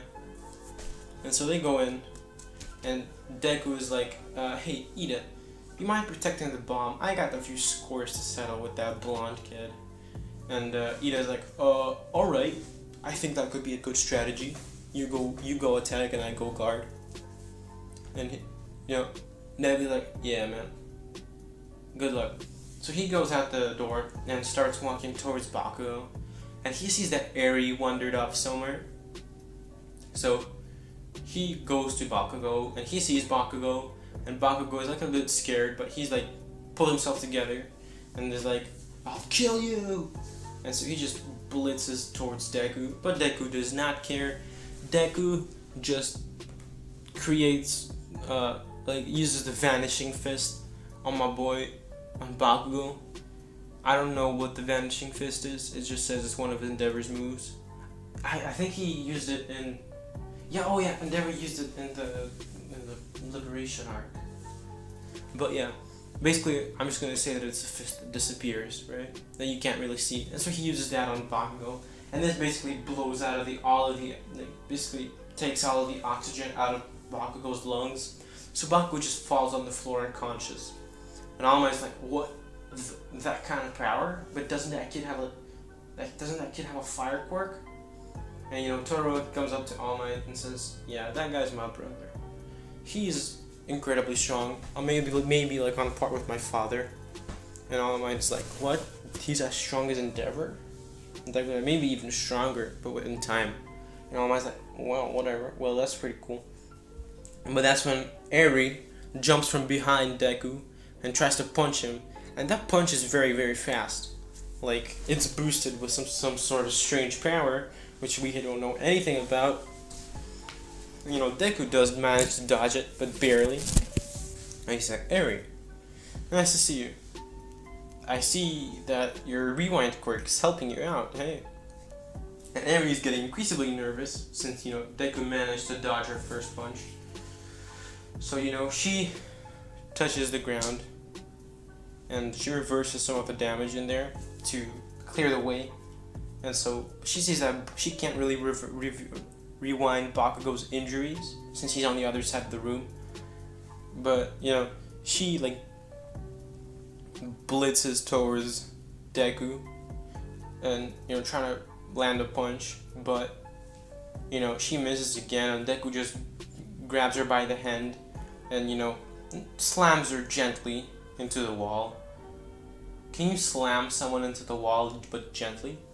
But, Deku wraps her with capture tape, but then he looks at Arie's arm, and he sees that it's broken and, bruised, and Deku's like, Arie, what the hell? This is not your rewind quirk. We're gonna have a little talk about this later. And Arie is, nodding because she's in pain, but, All Might's like, yeah, the exercise is over. Get the students to Healing Girl, or whatever her name is. What's her name? Recovery Girl.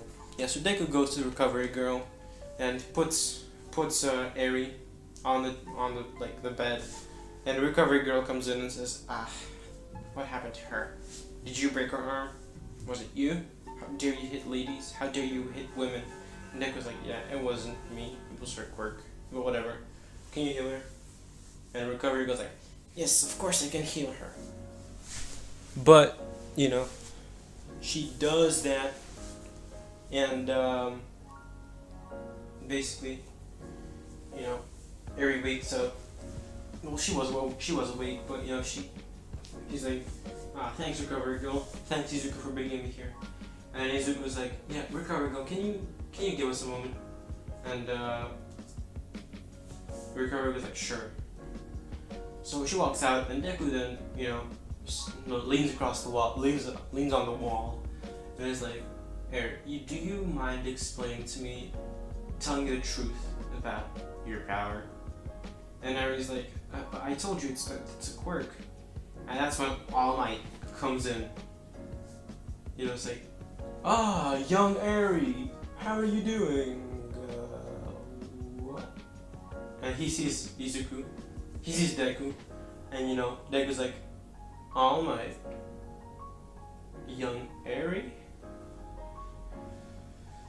Huh, this is weird. Are you two related some kind of way? And All Might's like, no. And he's really nervous. And Deku's like, you two do realize I'm not dumb. I realize that your power, Arie, is very, very similar to All Might's. Now, how would that be possible since your power is to rewind time? And Arie is very, very nervous, gulps down, and that's when All Might realizes that, they've been found out. And so he's like, well, alright. I hope you won't be telling this to anyone. And Deku's like, nah, don't worry. And so Deku All Might tells Deku how on the day of the sludge villain incident which happened, that Arie was the one that stopped the sludge villain by reversing it into nothing, and All Might saw her do that, and he felt that she was worthy to inherit his quirk, and so he gave her all for one for all, and they trained for 10 months, and now she's his successor. And when Deku heard that, he literally just punched the wall, creating a giant hole. He's like, "You did what? All Might, do you realize how much danger this puts her in?"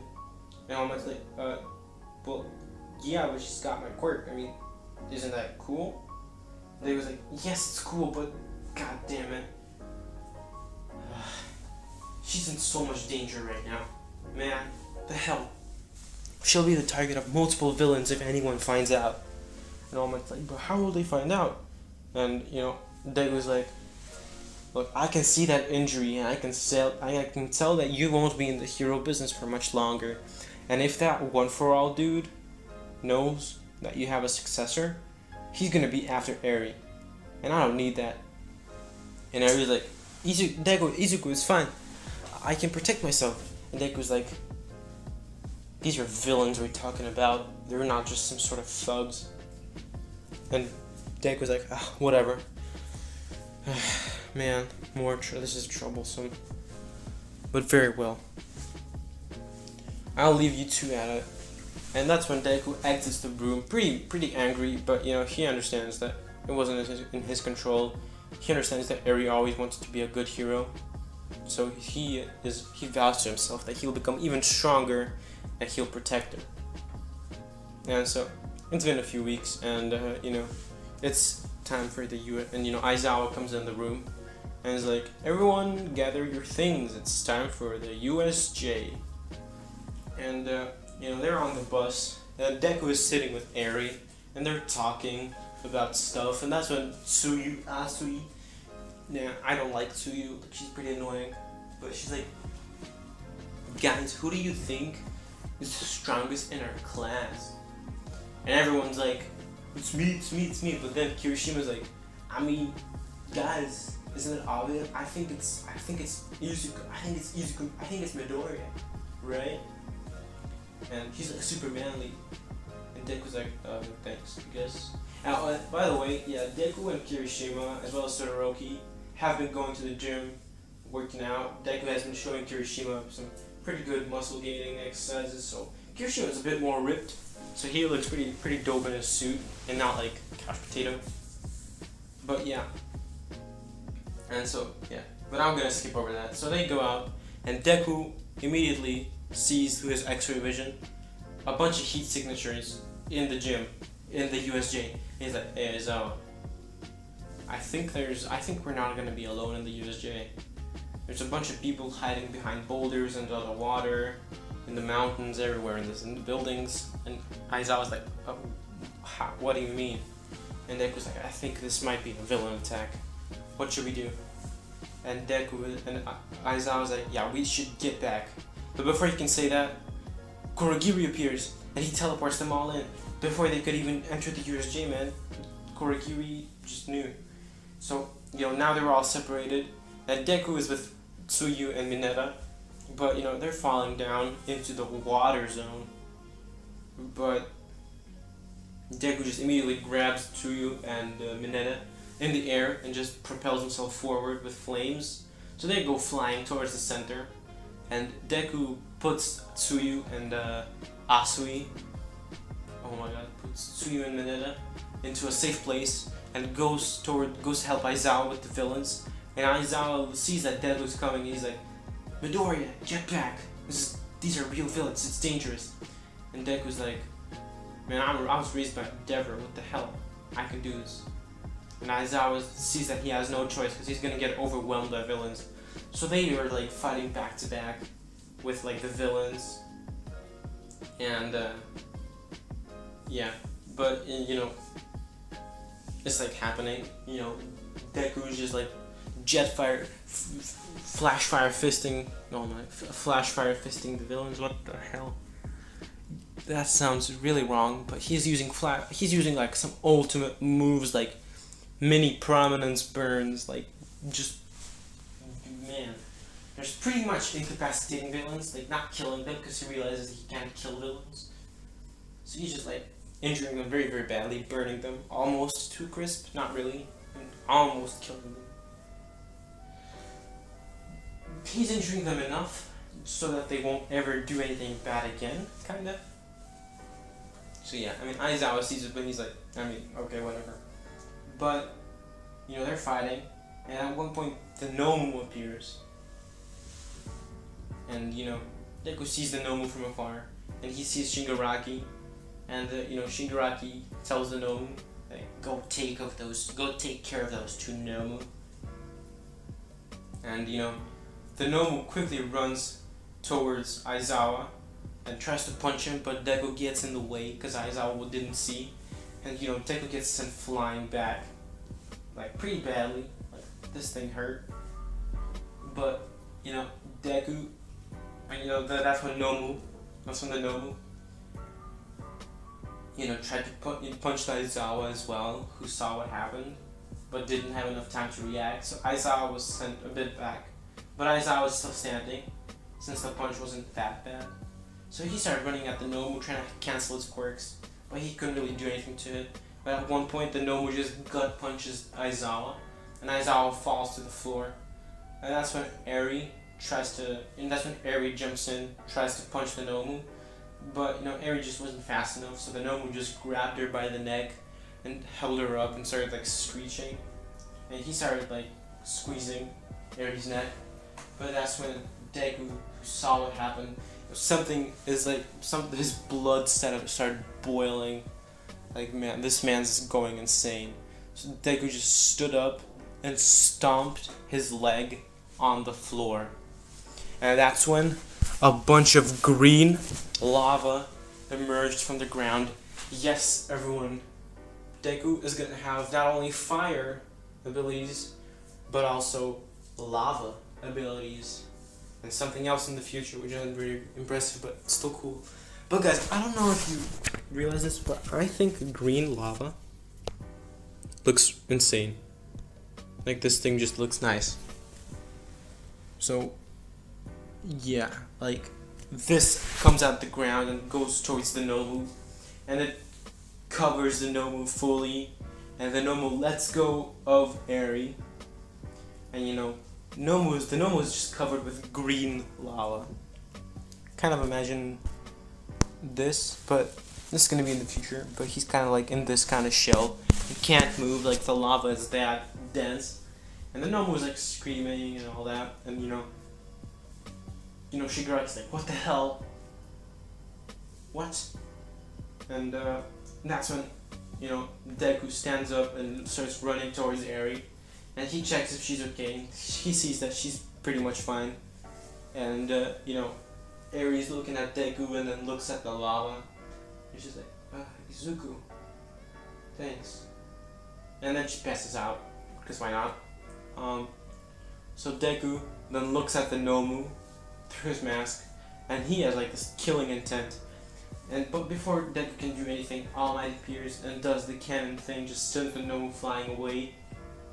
And so, you know, Kurogiri's like, Master Shigaraki, I think we need to retreat for now. And Shigaraki is like, yeah, fine, whatever. So fair. Cheating, they were cheating. Whatever. That fire, that lava kid. I'll get him one day. Whatever. And they disappear through the portal. And you know, the USJ thing is over. The villains, you know, they're all defeated. They all get arrested. The heroes arrive. You know, everyone's like super tired. But, you know, Aizawa, who saw what happened, goes to question Deku about his quirk, and he's like, what the hell was that out there, Midoriya? And Deku's like, I don't know how to tell you this, I don't even know myself, but I think my quirk evolved. My dad told me a lot of times that he thought that my quirk had more potential, and that it can evolve into something normal, into something more. And I think lava was the next phase. But I can still use fire. Now I can also use lava. So this gives me more defense and offense options. And Aizawa was like, that's damn right. Good job out there, kid. Thanks for saving me. And Deku's like, yeah, that's no problem. But yeah, this is where I'm gonna end part 3 of the movie.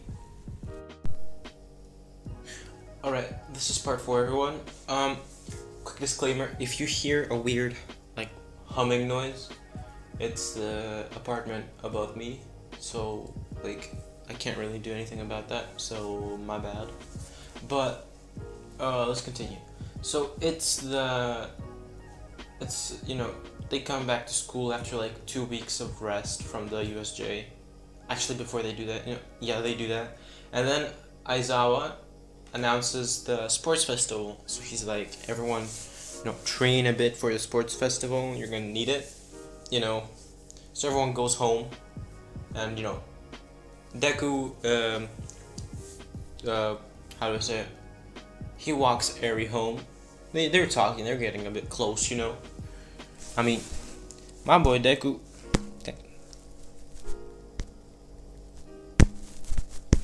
You didn't see anything. But, they're just having fun talking. But, what they don't know... No, I'm kidding. I'm not that good at plot twists. But, basically they're walking home. That doesn't matter. But, Bakugo somewhere else, not there. He's like thinking, sports festival. This is gonna be my chance to win. I'll show that damn fire freak. I'm the strongest one. I won't get scared of him anymore. And for like 2 weeks of training that they get, I'm just gonna say that Deku, practices Prominence Burn as well as Vanishing Fist a bit more, because he feels like those two techniques could, get some boosting, as well as he mostly focuses on his new lava abilities. And when he showed them to Endeavor would like literally drop his jaw, but he was expecting something like that. So, they came up with a few moves. The first one is Stomping Wave. No, I'm just gonna call it Stomp. Stomp, let me actually write that down. So Stomp, basically he just needs to stomp on the ground and a giant wave of green lava comes out of the ground. The other one is I'm just gonna call it I'm just gonna call it Hades Vault. Yeah. Basically what this move does is that he just needs to point his arm at the person he wants to basically use this move on, and he just needs to close it in a fist, and basically lava will surround that person, not burning him, but basically trap him inside. And some other moves like shooting like lava bullets, lava shield, lava wall, all that. And basically just a bunch of new moves. And when Todoroki heard that, Deku got a new power, I mean, yeah, he was a bit salty, like, damn, come on, man.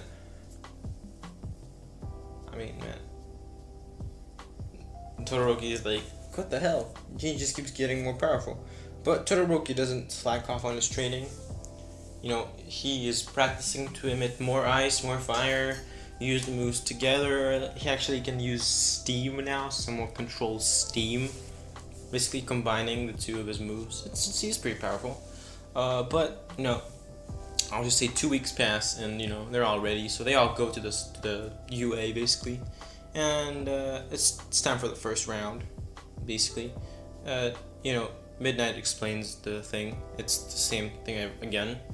But I'm just gonna say that Deku doesn't go through that emotional roller coaster just to get to the finish line. Nope. Deku just literally flies up, and in a second he just literally boosts himself at this, like literally breaks the sound barrier twice, and just literally with 2 like blast waves just vanishes and appears at the finish line. Midnight's like, oh, okay, oh, well, okay.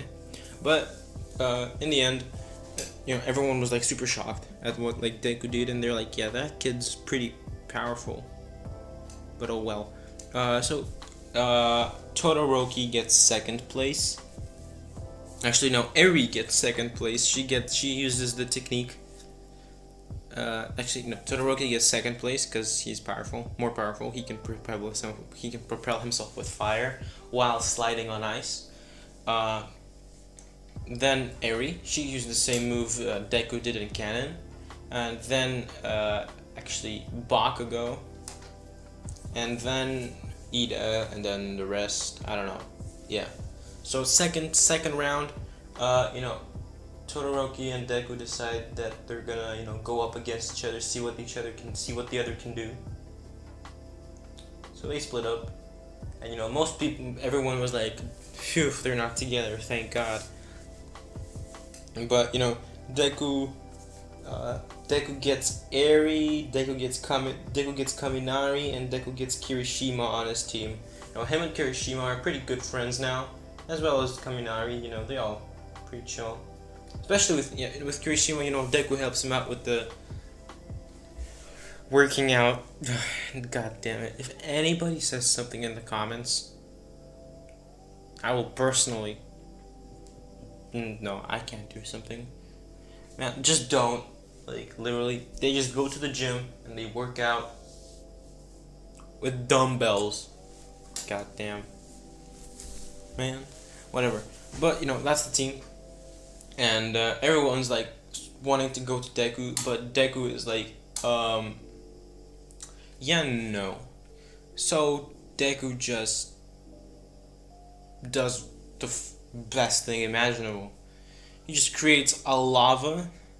Basically what he creates is like a lava platform, and his team stands on the rocks, not the lava part, kind of. And basically under that little platform, he boosts it up with flames, basically creating flames underneath the platform. Basically, they're just floating on a platform, which is held up by fire. And basically, everyone's like super shocked at what just happened. But, people who do try to get up there just get, showered with a bit of fire. That doesn't really burn them, but just sends them back flying. So in the end, Deku kept his bandana. Everyone kept, basically, yeah. But now it's time for the most interesting part. Yeah. So, I'm changing stuff a bit. So, the first fight is Arie versus Shinso. And the way it goes is that literally it goes as Canon, but this time it's not Deku, it's literally Arie. And I'm just gonna say that Arie is a little less emotional. She doesn't really care that much. But yeah, basically she wins. She wins, she's fresh, exciting, do. Right, so though,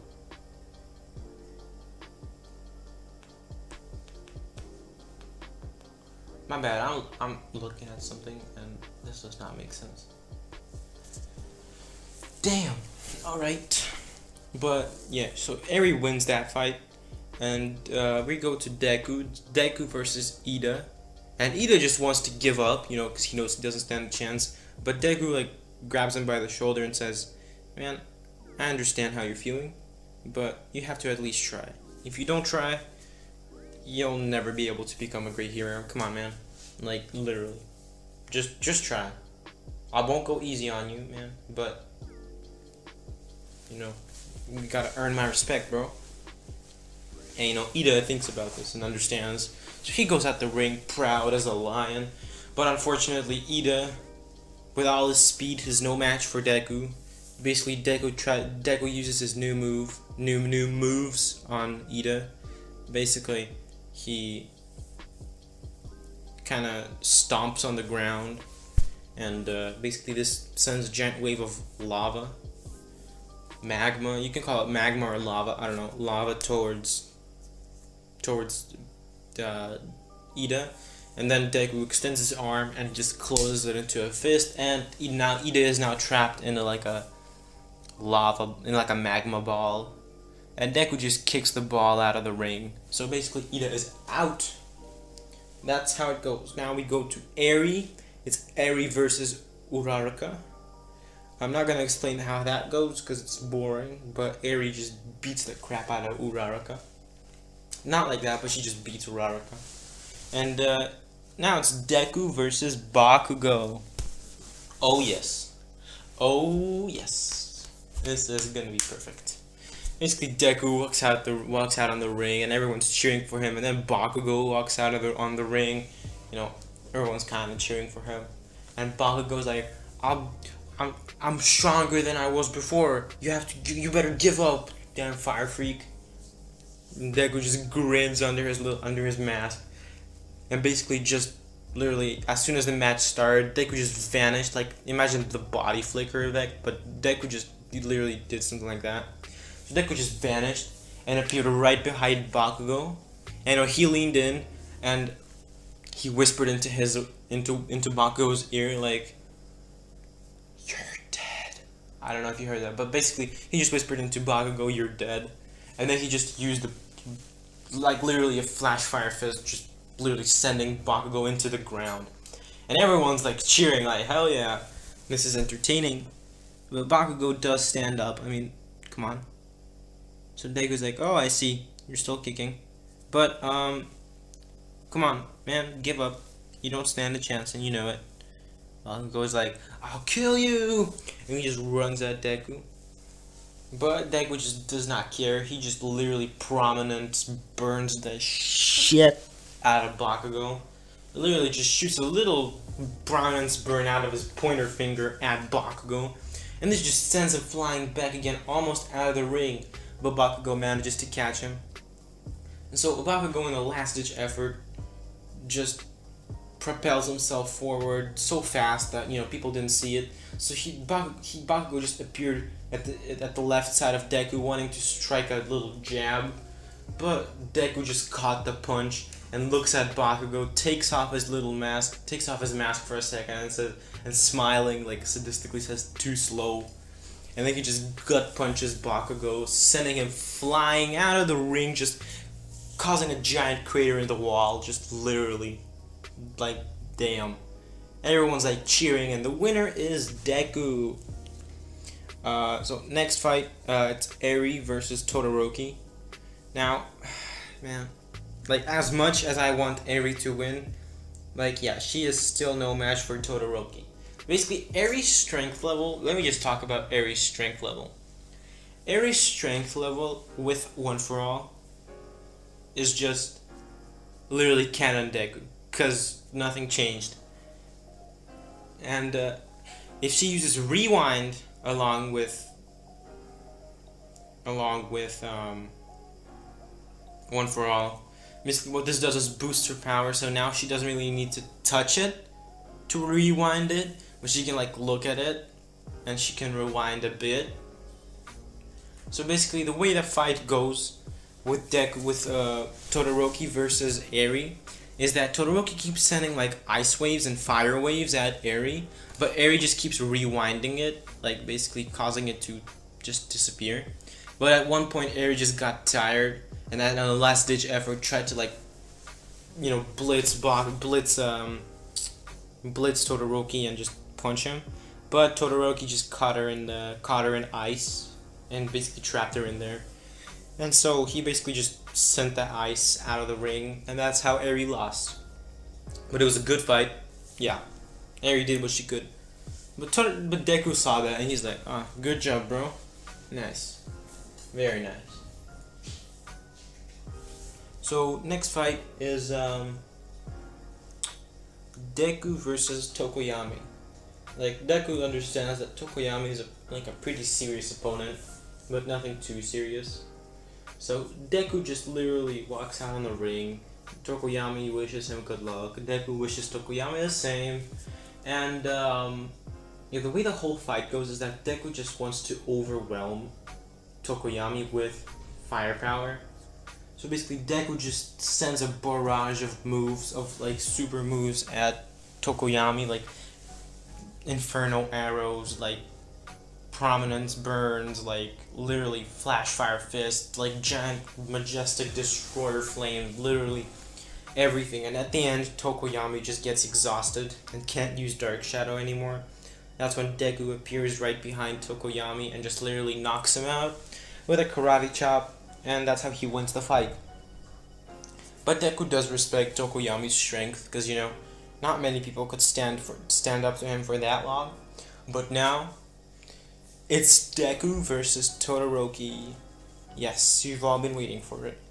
And you know, this time Deku is like super serious, because he knows that even though Todoroki is not as strong as him, he understands that Todoroki here is the only one, along with Arie, who can pose a challenge to him, a real challenge. So Deku is planning to go serious mode. And Todoroki plans to do the same, so they both walk out the ring, they nod at each other, and the fight starts. And the first thing Todoroki does is send a giant wave of ice. Basically the amount of ice he sent at Zero, basically. Todoroki wants to end this quickly, but Deku understands this, so he just basically uses Prominence Burn. Wait 1 second. I don't actually remember what Prominence Burn looks like. Let me look it up. Prominence Burn.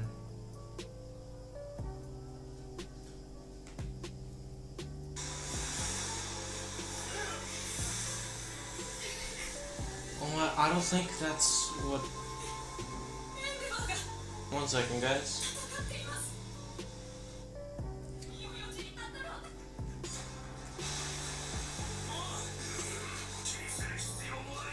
Damn, that's not what I'm... Or is it?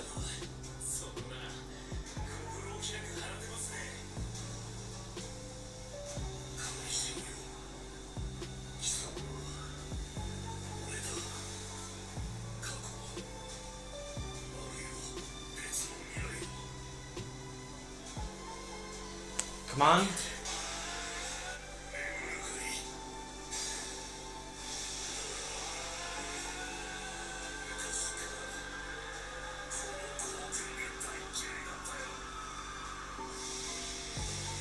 Oh no, yeah, that's what I mean.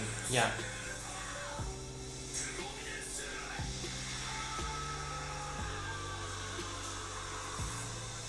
Damn, this sends shivers down my spine, man.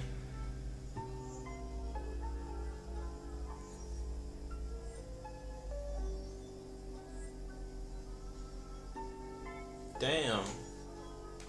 Yeah, so that's what I mean by Prominence Burn. It's literally a laser. Sorry for that. But basically, Deku just creates a miniature version of that and just breaks through the ice. He then appears behind Todoroki trying to land a punch, but Todoroki blocks it with his ice. Deku just melts straight through that and grabs the back of Todoroki's head, trying to slam it into the floor. But Todoroki just uses like a martial, like performs like I think it's a sambo move.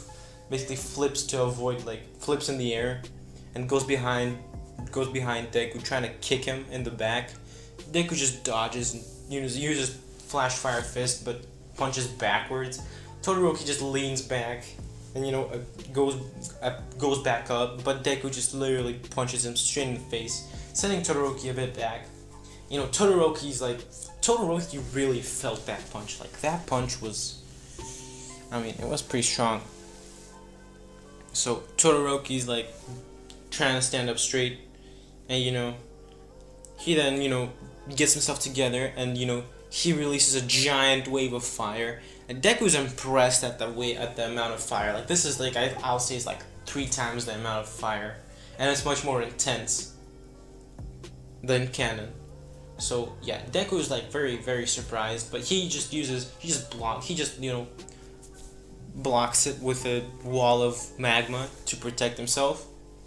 So after that, the fire clears, and Todoroki's like looking around for Deku, because there is nothing, there's no sign of him. So he's like scared for a moment that he burned his brother to death, but he understands that couldn't have happened, because next thing Todoroki knew, Deku was behind him. And literally what Deku did is that he did the thing that Yujiro Yujiro Hanma did to the 4,000-year-old Chinese stone dude.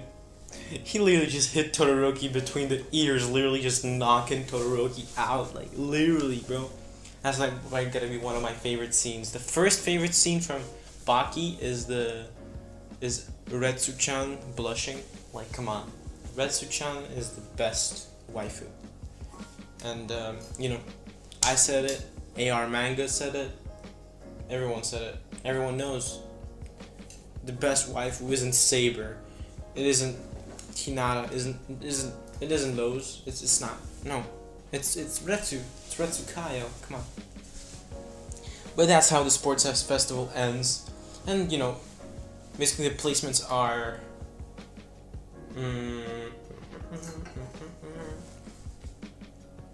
what are the placements in Canon?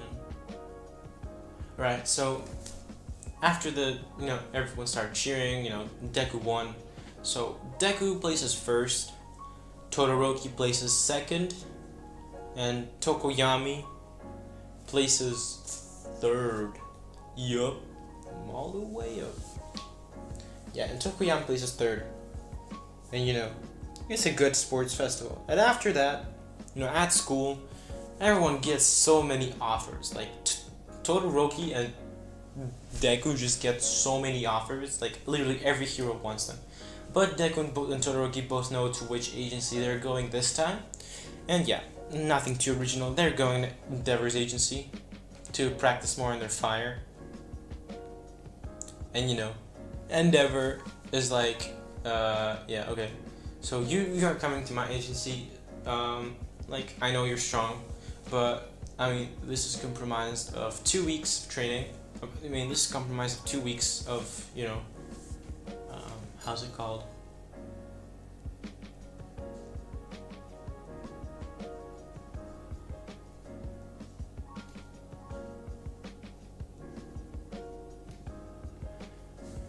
Yeah, I don't know how it's called, but I don't know how it's called basically. Oh, internships, right? The internships, yeah. Basically, the internships are 2 weeks long this time, and I don't know if that was the case in Canada. And Endeavor's like, okay, so we're gonna dedicate 1 week to training, just, you know, perfecting your moves with both ice and fire.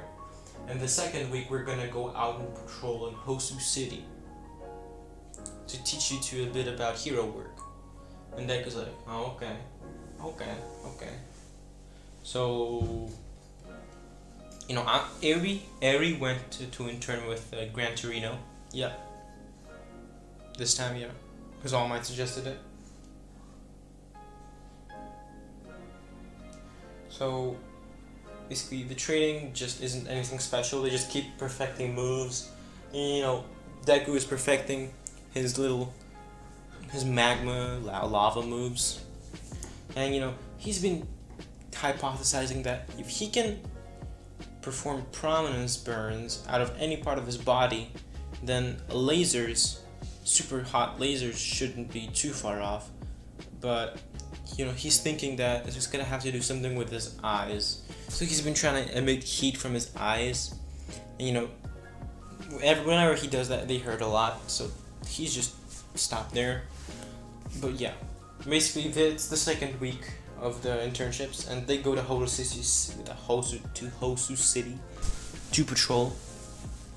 And you know, they patrol when they hear a lot of commotion, and you know, they rush immediately, and they see a bunch of Nomus, and Deku's like, oh shit. So you know, they start fighting the Nomus. The Nomus aren't anything that strong, so they just kill them off.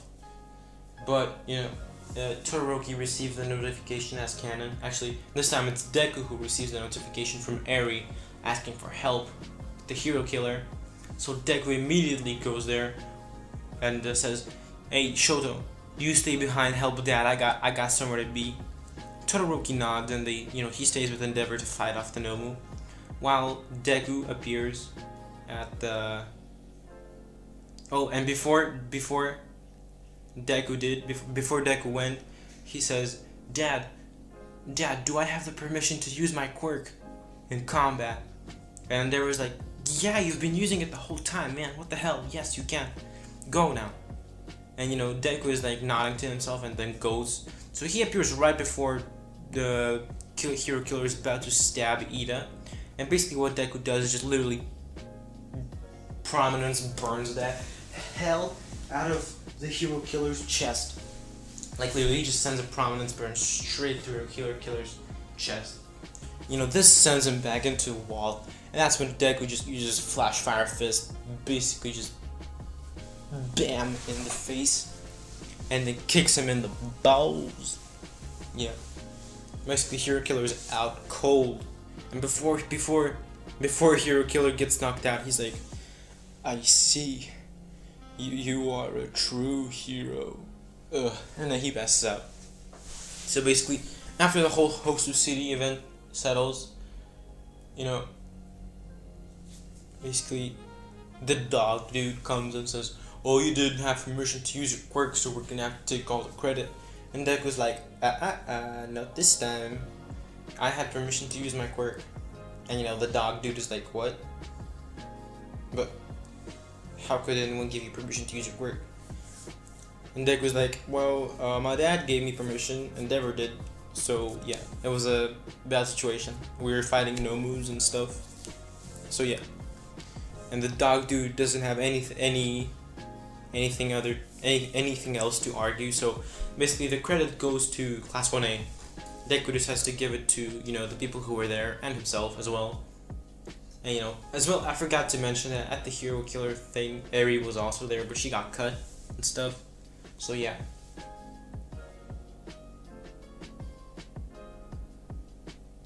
Yeah, okay. But yeah, they all return to school some days later, and Aizawa announces the final exams. Yeah. It's the time for the final exams, man. But yeah, I'm not gonna describe that. Like, literally not. Oh, actually, that would be kind of fun. Yeah, so basically the teams are Deku and Arie versus All Might. Yep. And this time Arie and Deku think about a strategy.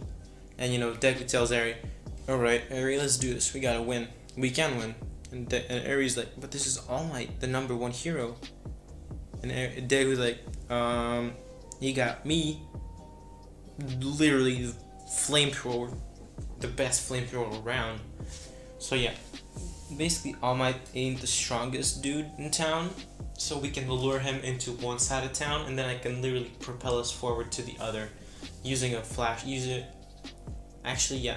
First, I'm gonna clear a path straight from here to the end with a prominence burn, and then we're gonna lure All Might here, and after that, we're just gonna propel ourselves forward with using my quirk straight to the end using the path I just cleared. And they do exactly that. Deku flies into the air, goes searching for All Might, finds him, and is like, "All Might, come on, fight." And All Might gets triggered, so he goes after Deku, and Deku flies towards the end of the city, and that's when Arie appears. So Deku just literally grabs Arie's hand, and then he holds her bridal style, and they literally just propels himself forward at breaking the sound barrier straight to the end. All Might didn't even have time to react, and that's how they won, and they passed. And yeah, so but still, Aizawa announces that summer training camp time. Yeah, it's time. Aizawa's like, "It's that time of the year." So they go, and Deku doesn't fall off the cliff, and he grabs Arie's and Todoroki's hands in the air, and he just flies straight through the base, and Aizawa's like, "That kid, goddamn." But basically, yeah. So when the rest of Class 1A arrive, Deku and Arie and Todoroki just cooking food, just casually, just chilling. And they all have fun. So, a few days later, the villains attack. And this time, their goal ain't Bakugo. It's not Bakugo at all. This time, it is Deku. It is Deku and Arie and Todoroki and Bakugo and Tokuyami. They got a lot more targets. So yeah. Basically, the whole thing went as canon. Deku still... Actually, no. Deku still had that interaction with Koda. Actually, no. It was Arie who had the interaction with Koda. And it was Arie who defeated Muscular. But, meanwhile, Deku was facing off against the Nomus, the little knife dude, and just overall fighting. But, at the end, Mr. Compress and the others, Dabi and, Toka, they all came. And, they tried to capture Deku, but Deku fought them off, so they disappeared. And, Arie came running down saying that some of their targets include Bakugo and Tokoyami, as well as Todoroki and Deku. And so Deku's like, yeah, they tried to capture me, but they couldn't. Alright, we gotta find the others. And so they go running, Deku and Arie. And so, in the end, they find Deku, and they find Todoroki, Bakugo, and Tokoyami about to get captured, but Deku just kicks Todoroki out the way for him not to get captured by Mr. Compress. Arie does the same for Tokoyami and Bakugo, but she doesn't manage to reach Bakugo.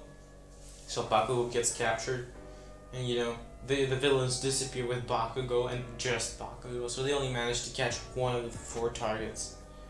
So, everyone's like pretty bummed out, but they realize they gotta go save Bakugo. And,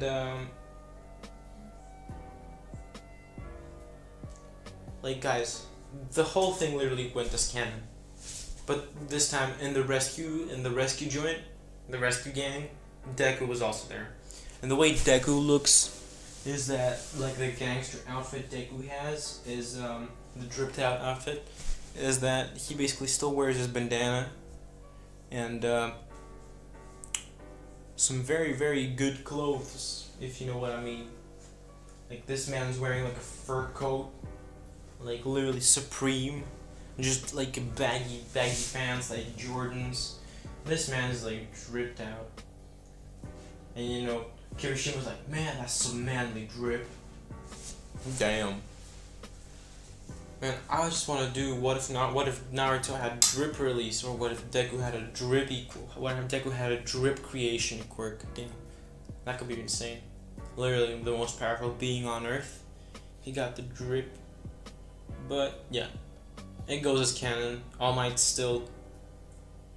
The same thing happens to All Might. It's pretty sad. But it is very, very sad. Now, I'm just going to skip over the Provisional Heroes License exam, because nobody cares about that, and I don't either. But this arc is so important. Basically, it's again time for, Deku did pass his Provisional Heroes License exam, and Todoroki did as well. And Arie did. Except for Bakugo. Bakugo didn't pass.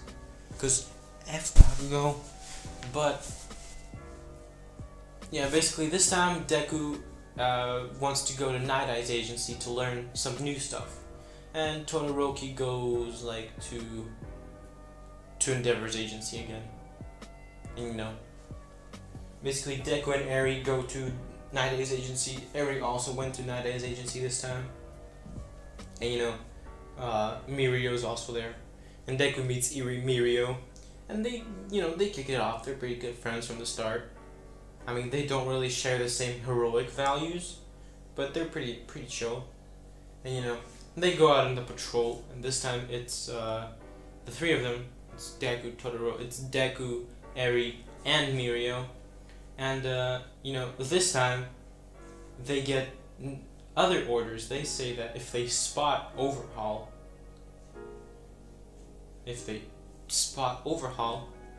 that they should immediately report back, because he's highly dangerous and they're planning something for him. And for Arie and Deku, this is personal, super personal.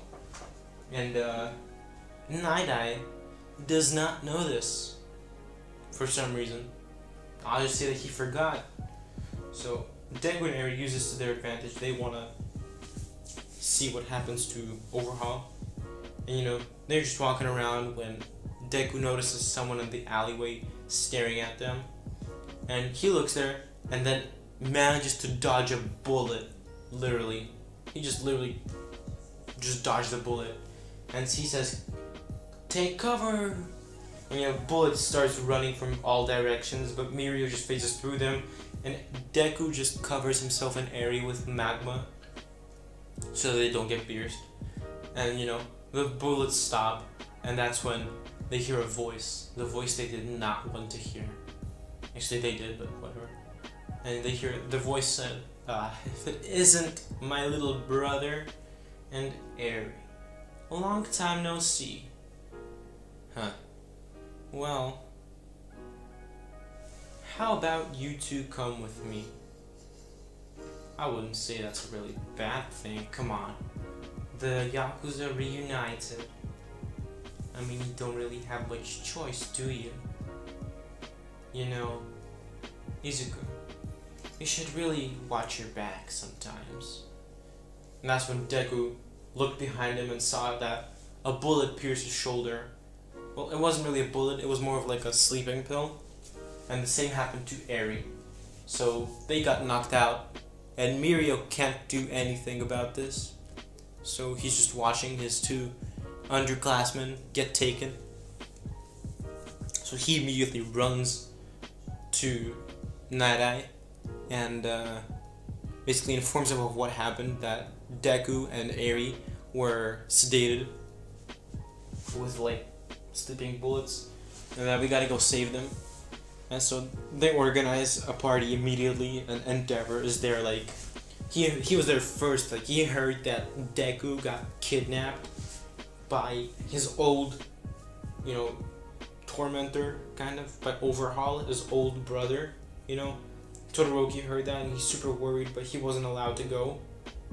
And you know, all the Canon people came, and yeah, you know, we go to Deku waking up, and he's in a chair, and across him is sitting Arie, and she's also awake, and he's like, "Hey Arie, what happened? Where are we?" Arie's like, "Overhaul took us." And you know, Deku's like, "Damn it, what is he doing? Why are there like tubes attached to you?" And Arie's like, "He's performing those experiments again. He's saying that that they're almost complete. He just needs a little sample of my DNA, and that's it. God damn it, this is dangerous. We need to figure out something." And Deku's like, "I got quirk canceling bracelets on me, on all the joints of my body." Arie's like, "Same.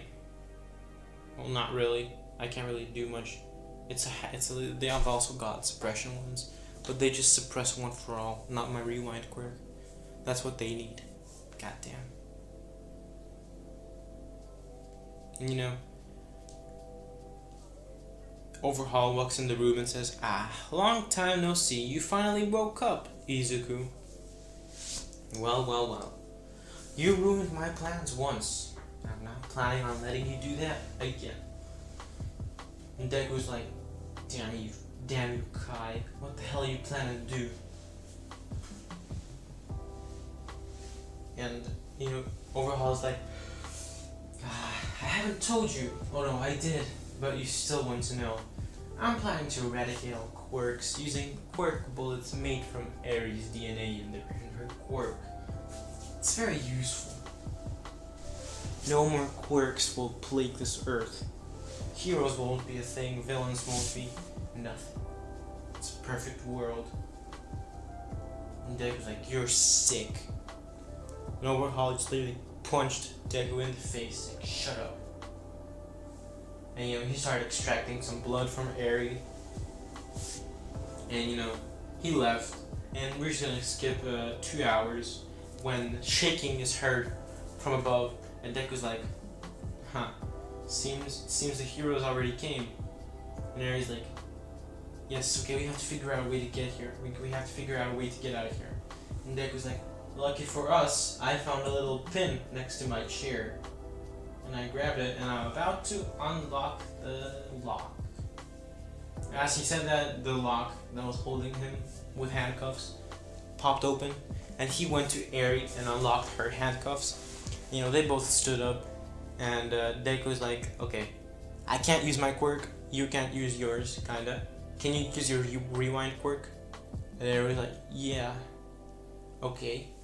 Arie, I want you to, do you know basic martial arts? And Arie's like, yeah, I do actually, Night Eye taught me.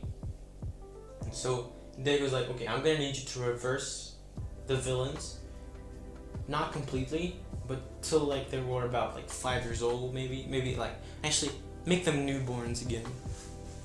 Make them 2-year-olds, yeah, before they even awaken their quirk. And there's like, good idea. That way they won't be of harm, and they can get reformed, yeah. And Arie's like, what will you do? Deku's like, I'm just gonna have to support you. You know, you're our only way out. I can't use my quirk. And Arie's like, okay, let's go. And so, you know, they walk out and they immediately see a bunch of thugs. And the thugs see them, so the thugs run. And so Deku just runs towards the thugs and basically chokeholds one. Arie touches him, reverses him into a newborn. Deku jumps towards the other, kicks him in the face, and Arie touches his leg, reverses him to a newborn. And basically the cycle continues. And they work their way up through the floors, and that's when they see Mirio fighting Overhaul. And Overhaul's like, damn it, this is all going to hell. How the hell did this happen? How did you escape? No, my plans, I won't let them get ruined. So many years I've spent working on this bullets, and they're finally ready. It's time I use them on someone. And he shoots the bullet at Mirio. And the same thing happens to Mirio. Pretty sad. But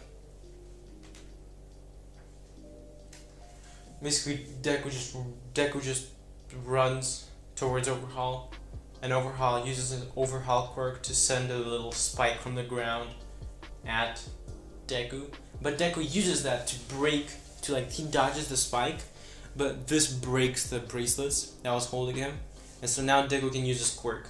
And basically what Deku just did is that he literally just prominence burned hell out of Overhaul. And he didn't just burn Overhaul. No, he literally just created a giant hole in Overhaul's chest.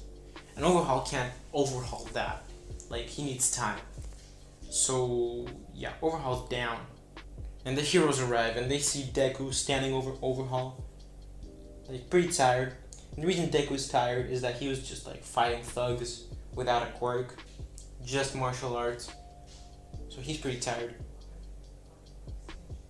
But, you know, they see that Overhaul's down, so they capture Overhaul immediately.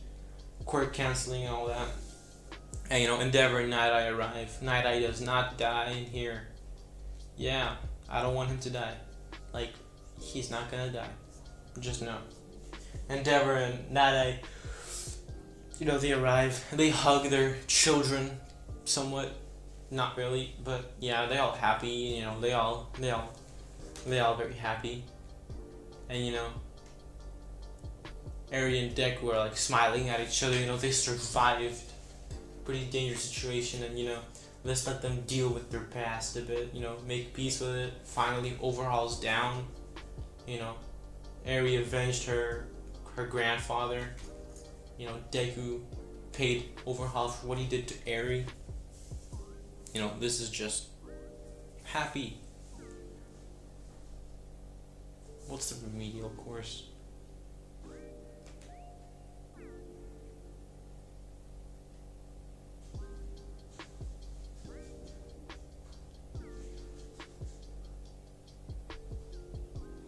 Oh, you know. But, you know, it's time for the school festival. Yeah, school festival. And, you know, there's no little Arie this time. It's this Arie. And so,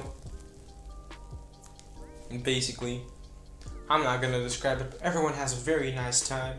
And, you know, we got to a roof, like right after the concert finished, you know, with Arie and Deku on the roof, just, you know, looking at the distance. And, you know, And at one point they look at each other, and they feel their hearts racing. And you know what happens next? The hormones kick in. Yeah, the hormones. They haven't been back in a while, but they're finally here. It ain't that serious yet, but the hormones kicked in, and they did some smooching, and that's when someone's like, "You two done?" And Deku and Arie look around them, and they see Todoroki, Kaminari, Kirishima, as well as Small Knight, and some other people from Class 1A. And Arie is like red as a tomato. Deku has like a slight, little tiny blush. And yeah, our bad. So yeah, everyone laughs it off, so they go. But Deku and Arie know that something is meant to be. If you know what I'm saying, something is really meant to be. But what's the pro hero like? Pro hero arc. Oh, but yeah, the rankings are still republished.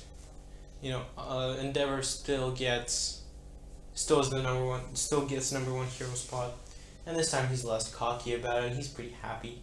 But the Nomu attack happens, and he's still with Endeavor, still with Hawks, and Endeavor is a bit stronger here since he's been fighting with Izuku, with Deku.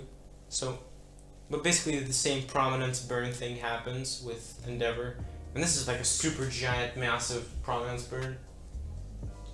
I mean, Deku can do that easily, but for Endeavor it's much harder.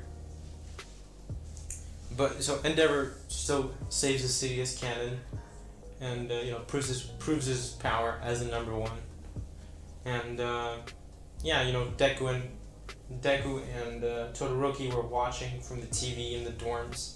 Yeah, they did move into the dorms after the summer camp thing. I forgot to mention it, but yeah, they saw what Endeavor did, and they all super happy. They're all stressed, and Arie was trying to calm down Deku, but Deku, he's fine. He saw his dad pull through, so he's very proud, and he's happy his dad's all right. But the joint training, yeah, I don't care about that. Like, yeah, I do not care. Like, guys, I don't know if I'm the only one, but I have not watched season 5 of My Hero Academia, the anime. Like, I'm just not gonna. I just don't want to watch it. Like, it's just boring to me. Like, I don't want to watch these boring fights. Like, okay, yeah, I just watched like the Crunchyroll scene where Deku awakened Black Whip, and the same thing happens with Arie here. She awakens Black Whip. Yeah. And her color of Black Whip is like the color of her hair, kind of. So yeah, her Black Whip is like white and black, kind of. But yeah,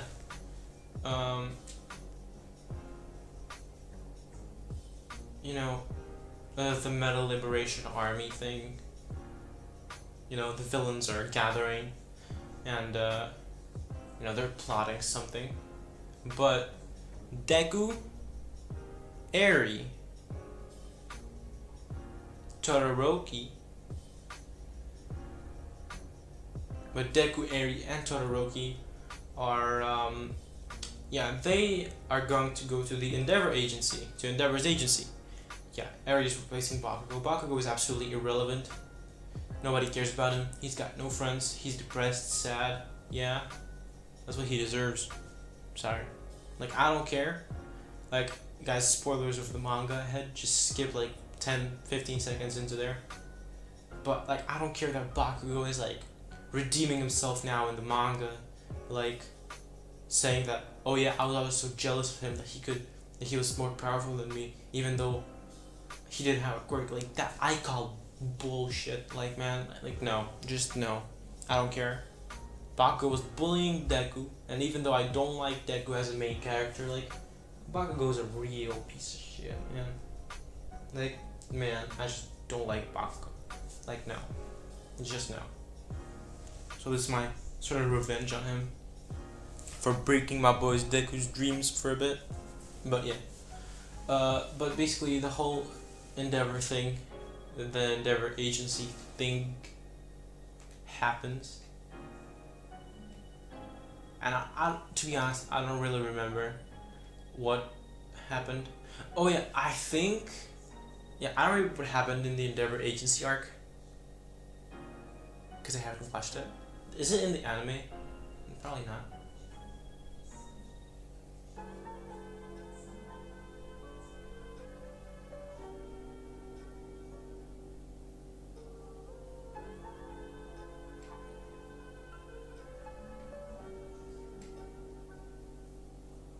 Oh yeah, it's been animated.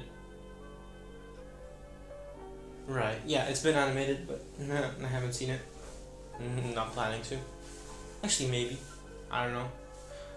But, you know, the whole Todoroki family, it's not hellish anymore. But, you know, they're all happy. They're all pretty happy family, but, you know, this is around the time where Toya disappeared, so they remember Toya, Toya Todoroki, they're all mourning. And Arie's there as well, so, you know, she's also pretty sad. That, you know, Arie meets with Ray and the other Todoroki siblings, and, you know, Ray is like having a little woman's talk with Arie about Deku, and, you know, how they're hitting it off. And, you know, Arie's a bit uncomfortable talking about that, but I'm not gonna go into that because I don't know how to describe that. But you get it. It's a pretty happy scene, and the whole little villain attack thing happens. Like, yeah.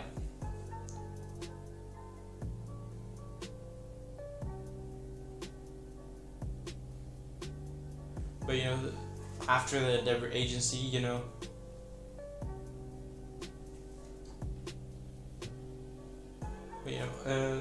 the Endeavor gets news of the little liberation war that is gonna happen. And, sorry, 1 second for the mic, it's gonna get bad. It's pretty weird, but okay. Basically, he understands that, you know, the students are gonna need to be involved in this. They're gonna need to help out. So the same roles get assigned, and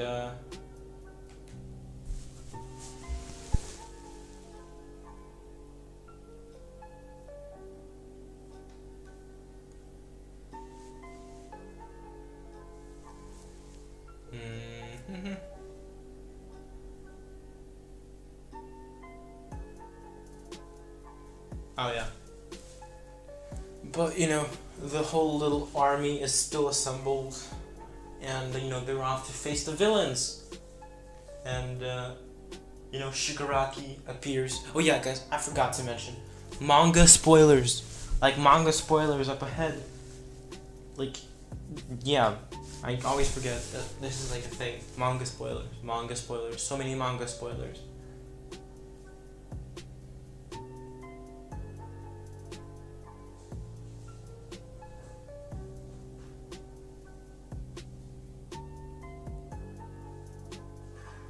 But yeah, basically Deku and Arie and Todoroki are, you know, all supposed to be guarding the civilians and stuff. I don't remember how it went. Like, I read the manga a long time ago for the Liberation arc. But yeah, the students' role is to protect civilians. But of course it doesn't go as planned. So the civilians are evacuated, and the students go out to help the villains. And right now, it's Endeavor fighting versus the villains, and also Shigaraki, who's like possessed by One for All, almost, by All for One, almost. And, you know, Endeavor is like struggling against, you know, the combined efforts of everyone, of all the villains. And, you know, that's when Deku and Todoroki and Arie arrive. And, you know, that's also when Dabi steps out and reveals himself as Toya Todoroki. And Deku, Endeavor, and Shoto are all shocked Endeavor starts shedding tears. He's like, can't believe it. His son is still alive. But Deku is the first one to realize what's happening. So he literally appears behind Toya, behind Dabi. Literally just so fast, nobody could see him. Karate chops Dabi, knocks him out, takes Dabi on his shoulder, and appears back with the heroes. And Endeavor just realized what happened. He got himself together, and he's like, "Good thinking, Deku. Good thinking, Izuku. All right, everyone, we need to fight the rest of the villains." And the villains are like shocked that Dabi just got taken down by some kid, and Shigaraki's like, Izuku Midoriya, I remember you from the sports festival. You are a strong one. I think you are the real threat here. Since the one-for-all user, well, she ain't doing much. You are a big threat. Big threat.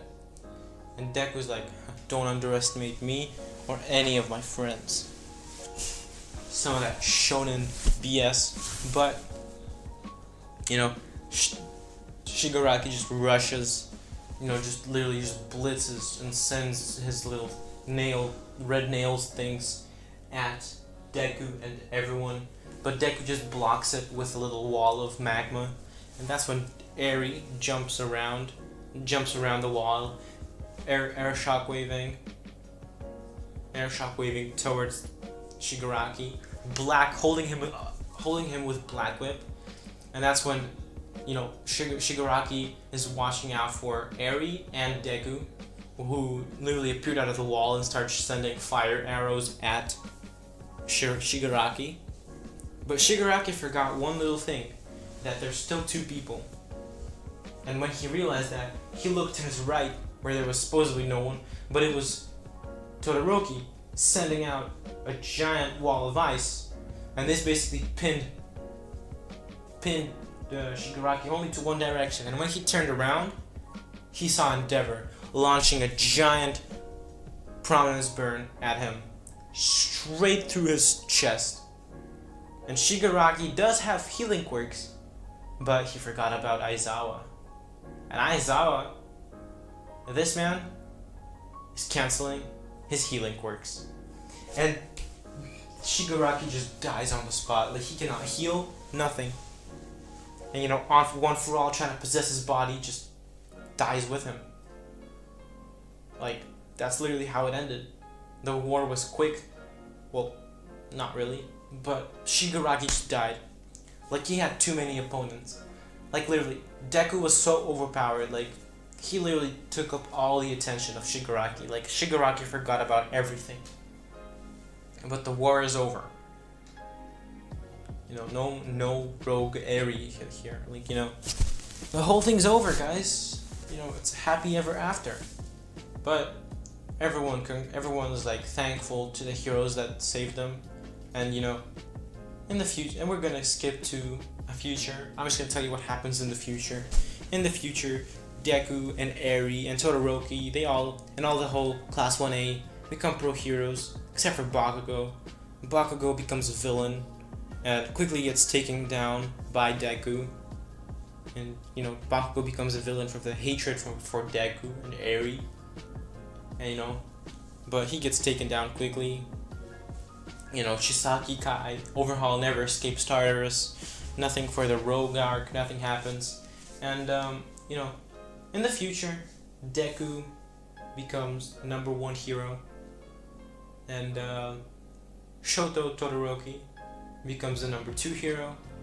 Arie becomes a #3 hero, and and my boy Deku and Arie, they do a bit of studying one day.